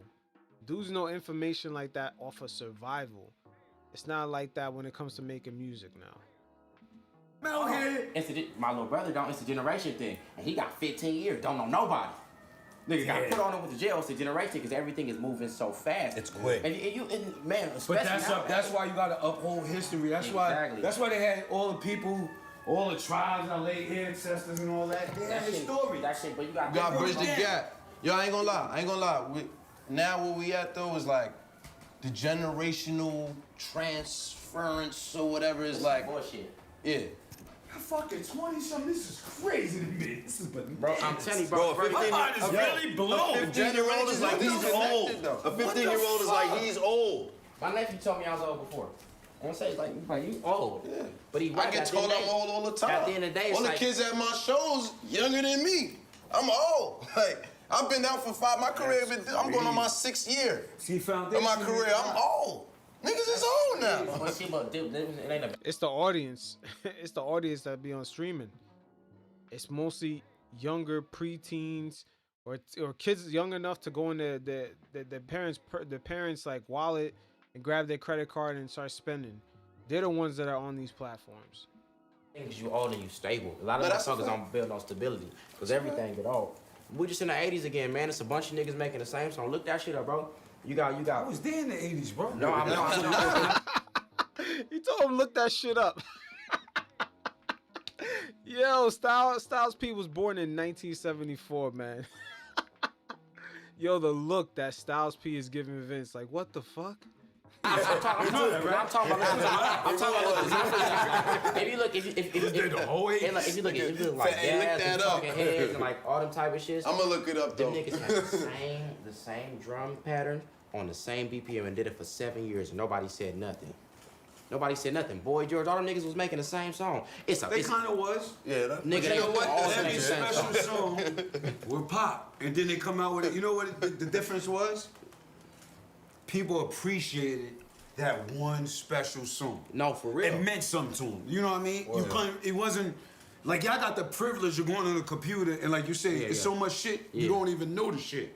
It's the level of access. That's all it really is. It's the level of access. Shit, the computers nowadays are cheaper than some of these Jordans coming out. If something was popping in, you know the shit because it's not that much popping. Exactly. So if it's popping, it's fucking popping. And then there's a lot of people with the same sound, but that one special person who come out with that different sound, guess what? They on. Yeah, Michael That's Jackson. their lane. Like, Like, you know what I'm Michael saying? Jackson, that's Prince. You got your Michaels, you got your Princes, you got your Whitneys, you got your Hall got of your Notes, you James got your Browns. Boy George, Yeah, you for got your, you know what I'm saying? Yeah. You got your Madonna. But it's you like- know what I'm saying? but the- There's a lot of other shit. but the difference is, but like- that's the boom. But I noticed The boom goes boom, but and it gotta be But they respected. was letting them niggas. They was just letting them niggas have it. Like when the Now, class. you know came- why? Because music was the feeling. Exactly. It was the feeling, and you know what Yeah. they was all doing? It was a lot of immolation, Come on, yeah, 1,000%. yeah. Because of some pop people looked at That it was the like, sound, Y'all seen what that's Quincy? cool. like a Y'all verse. And seen, that's y'all what's seen going that on. Quincy interview? But where it he was just said also a about lot Michael? of yeah. originality. Yeah. It's like, okay, that was the dope thing. That's what made you who you was. Like, everybody's doing this. That one special person that come out doing But something this is what I different. will say. You're gonna be noticed for being special. But niggas is trying to be original now. But the problem is they doing it the wrong way. Not the wrong way. It's in a way that's not fitting because what it is a lot of. Nowadays it's hard to be original for, I would say, a particular demographic of just the younger generation because they're on the same algorithm. They're seeing the same shit. So individuality is really hard for some of these kids. I mean, you can go to North Carolina or just Miami and then go all the way to California or even the middle of the country. You can go to Seattle. So a kid right now that's probably 15 is wearing the same jeans, the same hoodie, the same style hat, possibly has a fade, you know, the same type of afro, fade on the side, tapered on the side look. Like you can actually guess how that demographic even looks like. That's how strong these algorithms are. And if you look at maybe even early 2000s or just before that, people from different regions used to look different and dress different. Now it's crazy. Like somebody from Dallas dressed the same as somebody from fucking Chicago. Paying attention to vocal inflection and paying attention like they ad lib structure, they verse structure, but they not changing. You don't? But they not. No, yeah. But what I'm saying is not like these niggas. These little niggas is wild. He can tell you these side babies and these guns and these niggas. They doing wild shit. They think they Little Richard, bro. Yo, all they gotta do is hold a gun in the video. They lit. Yep, that was the formula. That was the formula brought in by Chief Keef. When people saw that, man, them dudes looked like they was in a trap house. And for the amount of views that video got, it showed a lot of people shit. I don't even have to have the crazy bars. I could just show off guns like this, and I'm gonna rack up all those views and get a label deal. And let's not talk about the labels. The labels ran after anyone that had millions of views showing off guns on YouTube. You know what I'm saying? So it's like all the other shit is easy, but it's also at a point in time to where, like you said, it was all the same production. It's all the same production. Now the only difference is it's less elements to the song. It's only so much these niggas can do. They get the beat. They ain't got. It's not like when motherfuckers going in. So when you think about I'm just taking from. They gonna get the beat. They gonna get the dreads extensions, and they gonna get the real extendo clips and do a music video, and that's pretty much the formula. But that shit's ran out. It's ran its course, and right now the labels, they're not running to sign somebody that just got millions of views. They're sick of signing a bunch of fucking little pumps. Conversation. When y'all think about y'all peers, and y'all think about all of what's going on, like, cause my era, I was like, fuck it, I'm better than these niggas. Yeah. Like, you know what I'm saying? Like, to a point, even if... Yeah, cause controversy, yeah. Even, like, anything is I'm better than them. Yeah. Like, but it wasn't that saturated, so dude, with that saturation, you feel like, fuck it, or like, I'm still better than these niggas. I'm better saying, than... I'm better than... Like, I wouldn't, see how we building right now? Yeah. Like, we might be cool. Like, we gonna get in the studio, though. Like, we're in the studio. I'm gonna look, I'm gonna massage you, I'm gonna massage him. Yeah. I'm gonna go... hard. I'm gonna go hard. I'm trying to tear y'all up. If this nigga at least they're meeting up in person and they're in the studio. Nowadays with the technology, man, dudes could just FaceTime, email the beats, or just put it up on a cloud, and dudes could actually construct a song, not even in the same city. Those are options that Style P, he just didn't have coming up. I mean, shit, if there was technology like that, they probably would have pumped out millions of songs the same way dudes are doing today. He thought I was better than him, I would look at him different.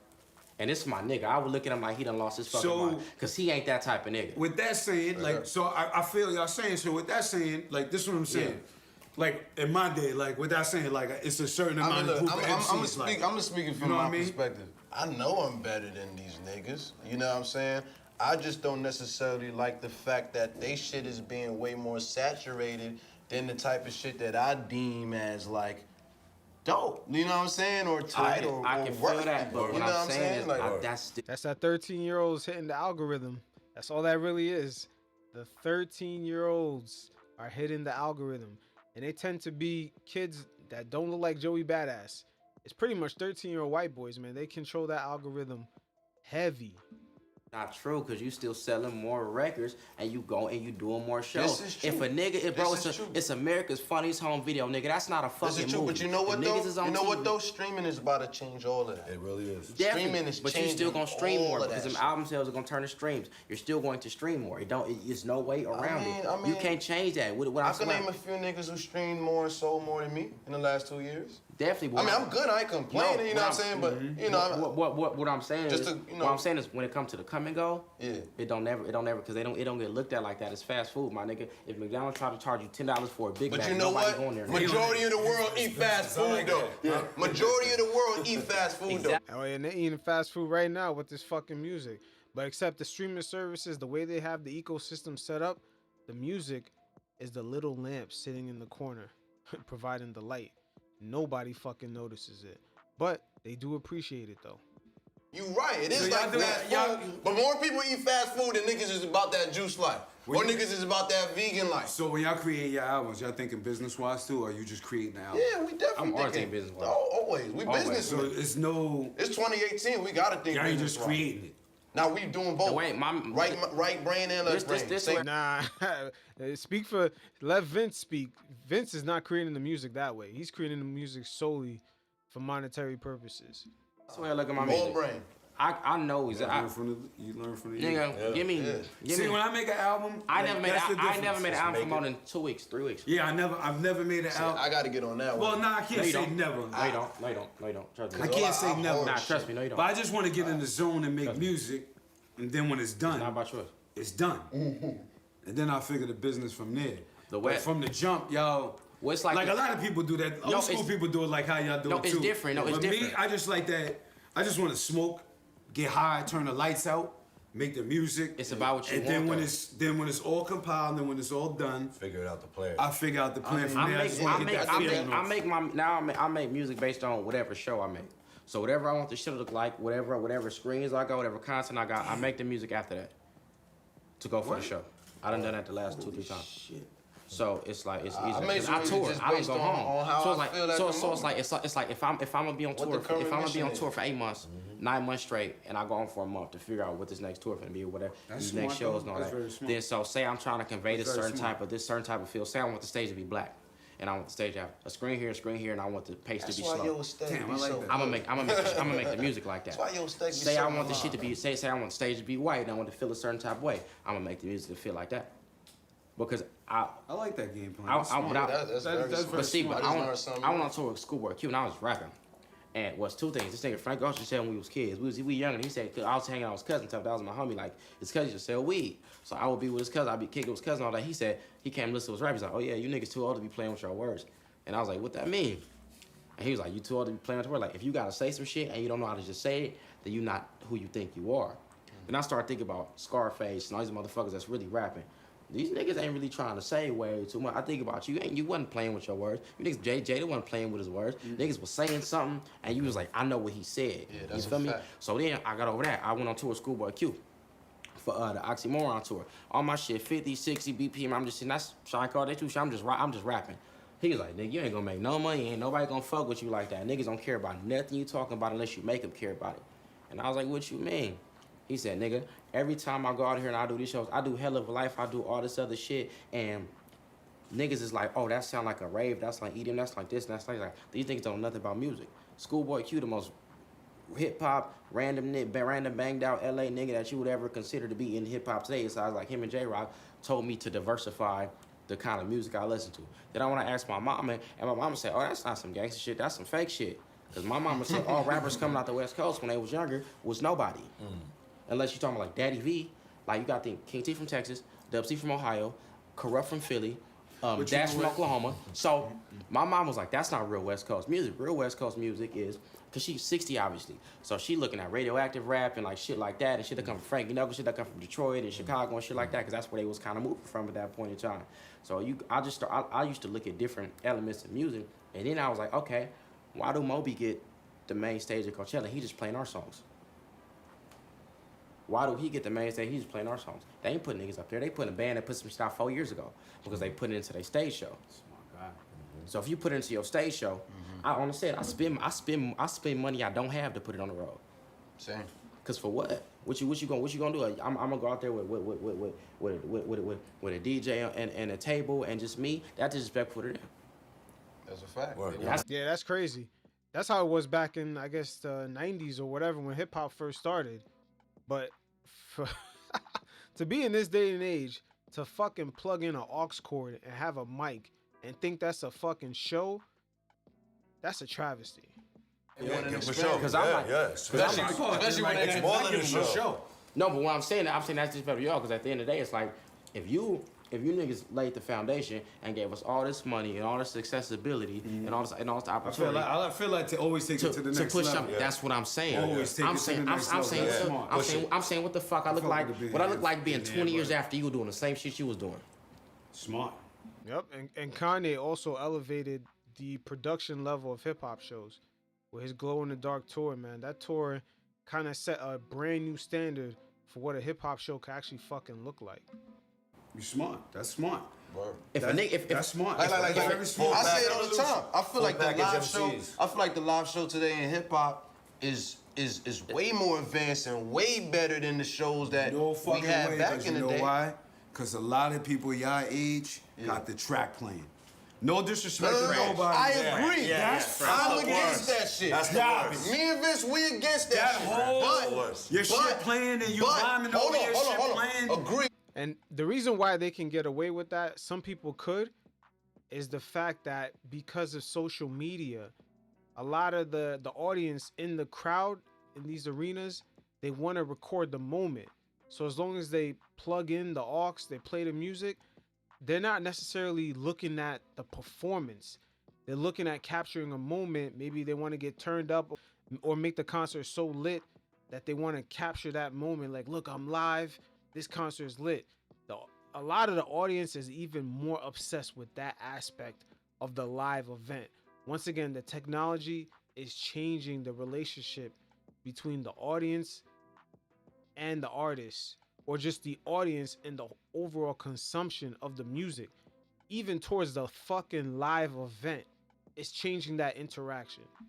It didn't take no time. Nobody from y'all era, you know what I'm saying, got the crowd moving the way we got the crowd moving. Like, them niggas is knocking each other out. Y'all on drugs though. no, that's I'm fine. not on drugs. I'm just saying, yo, that generation's on everything. Not everybody. You could look at it no perfect in a Travis Scott concert. That dude is not really even performing. He says one or two words, and they got the music kind of playing in the background for the most part, and they make sure that a lot of pyro's going off. But that dude is not really performing from night to night like that. Y'all fucking Niggas like smoking weed. Niggas smoking weed. Not But his audience overall don't care as long as that concert is turned up. That's what they're there for. They're there for that moment, and they want to record it, and they want to post it on their socials. My lawyer took his nephew to a show once, and he said a lot of their generation like it when the track is in it more than when it's not, because they know they can sing along to the song because they don't know what the songs is. But you gotta also think about it too. A lot of these songs, they're made that way. I gotta leave. Hold on. This is crazy. Hold on. Y'all hurt me. A lot of these songs though Shit. are made that. Styles P don't understand that, but the audience cares more about the viral moment and recording themselves at the event. People forget, like, nowadays the artists, their audience members in a way have their own production, aka Instagram Live, Twitch, or any other platform. They can go live. So your audience now is also almost personalities at the same time. It's kind of a weird thing all this brand new technology has done. So your audience members are trying to broadcast themselves, turning up to your music along with you. It's like, yo, how can that nigga perform that song with all them effects and all that That's shit, what and the crowd get the same effect? I do a TC Is Joey Badass talking about Travis Scott? pedal. You press which foot you put on the soundboard. But what I will say is, But these niggas don't know that. That's a fact. Because it's no That's a sound. fact. It's no sound man our age. From Jenkins, who was doing De La Soul, do my sound. So what I'm saying is, a lot of niggas don't know a motherfucker that can direct them to somebody who's 40, 50 years old who can get their live show Y'all should right. tell young fellas get the in-ears.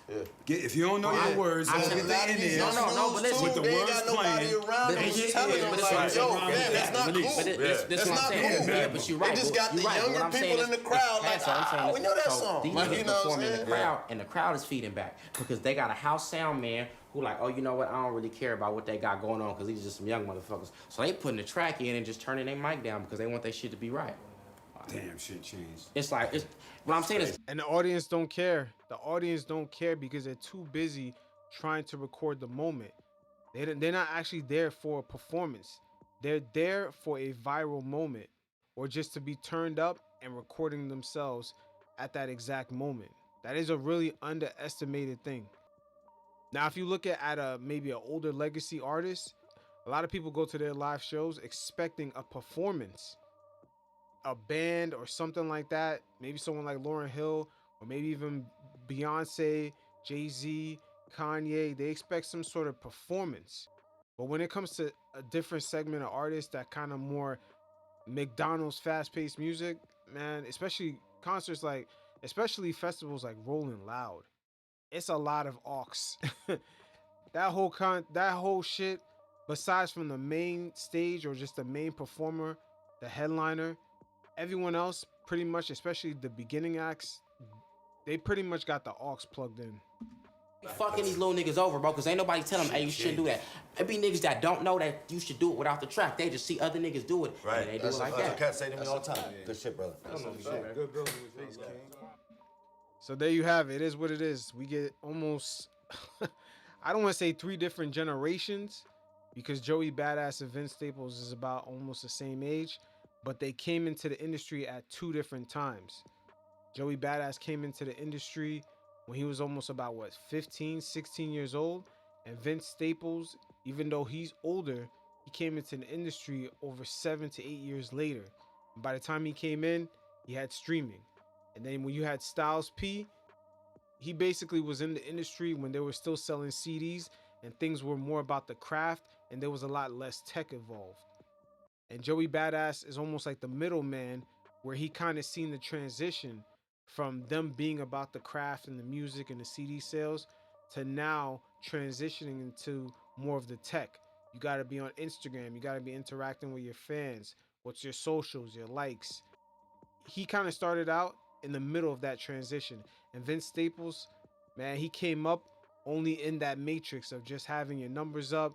You got to be on tour in order to make money. All your streams are like a half a penny. You got to stream like 1,000 times to get a sale. So you see the 3 different, I would say, generations, even though 2 guys are pretty much almost the same age. But it's a great discussion. The shit was well balanced. And it's good to see, these type of discussions, because when it comes to music, and you can even look at sports and just overall, like, it could be something like fashion. You always see like the different generations of people say, oh, my stuff was better than yours, or Magic Johnson is better than Jordan, or Larry Bird, or Oscar Robertson, or LeBron.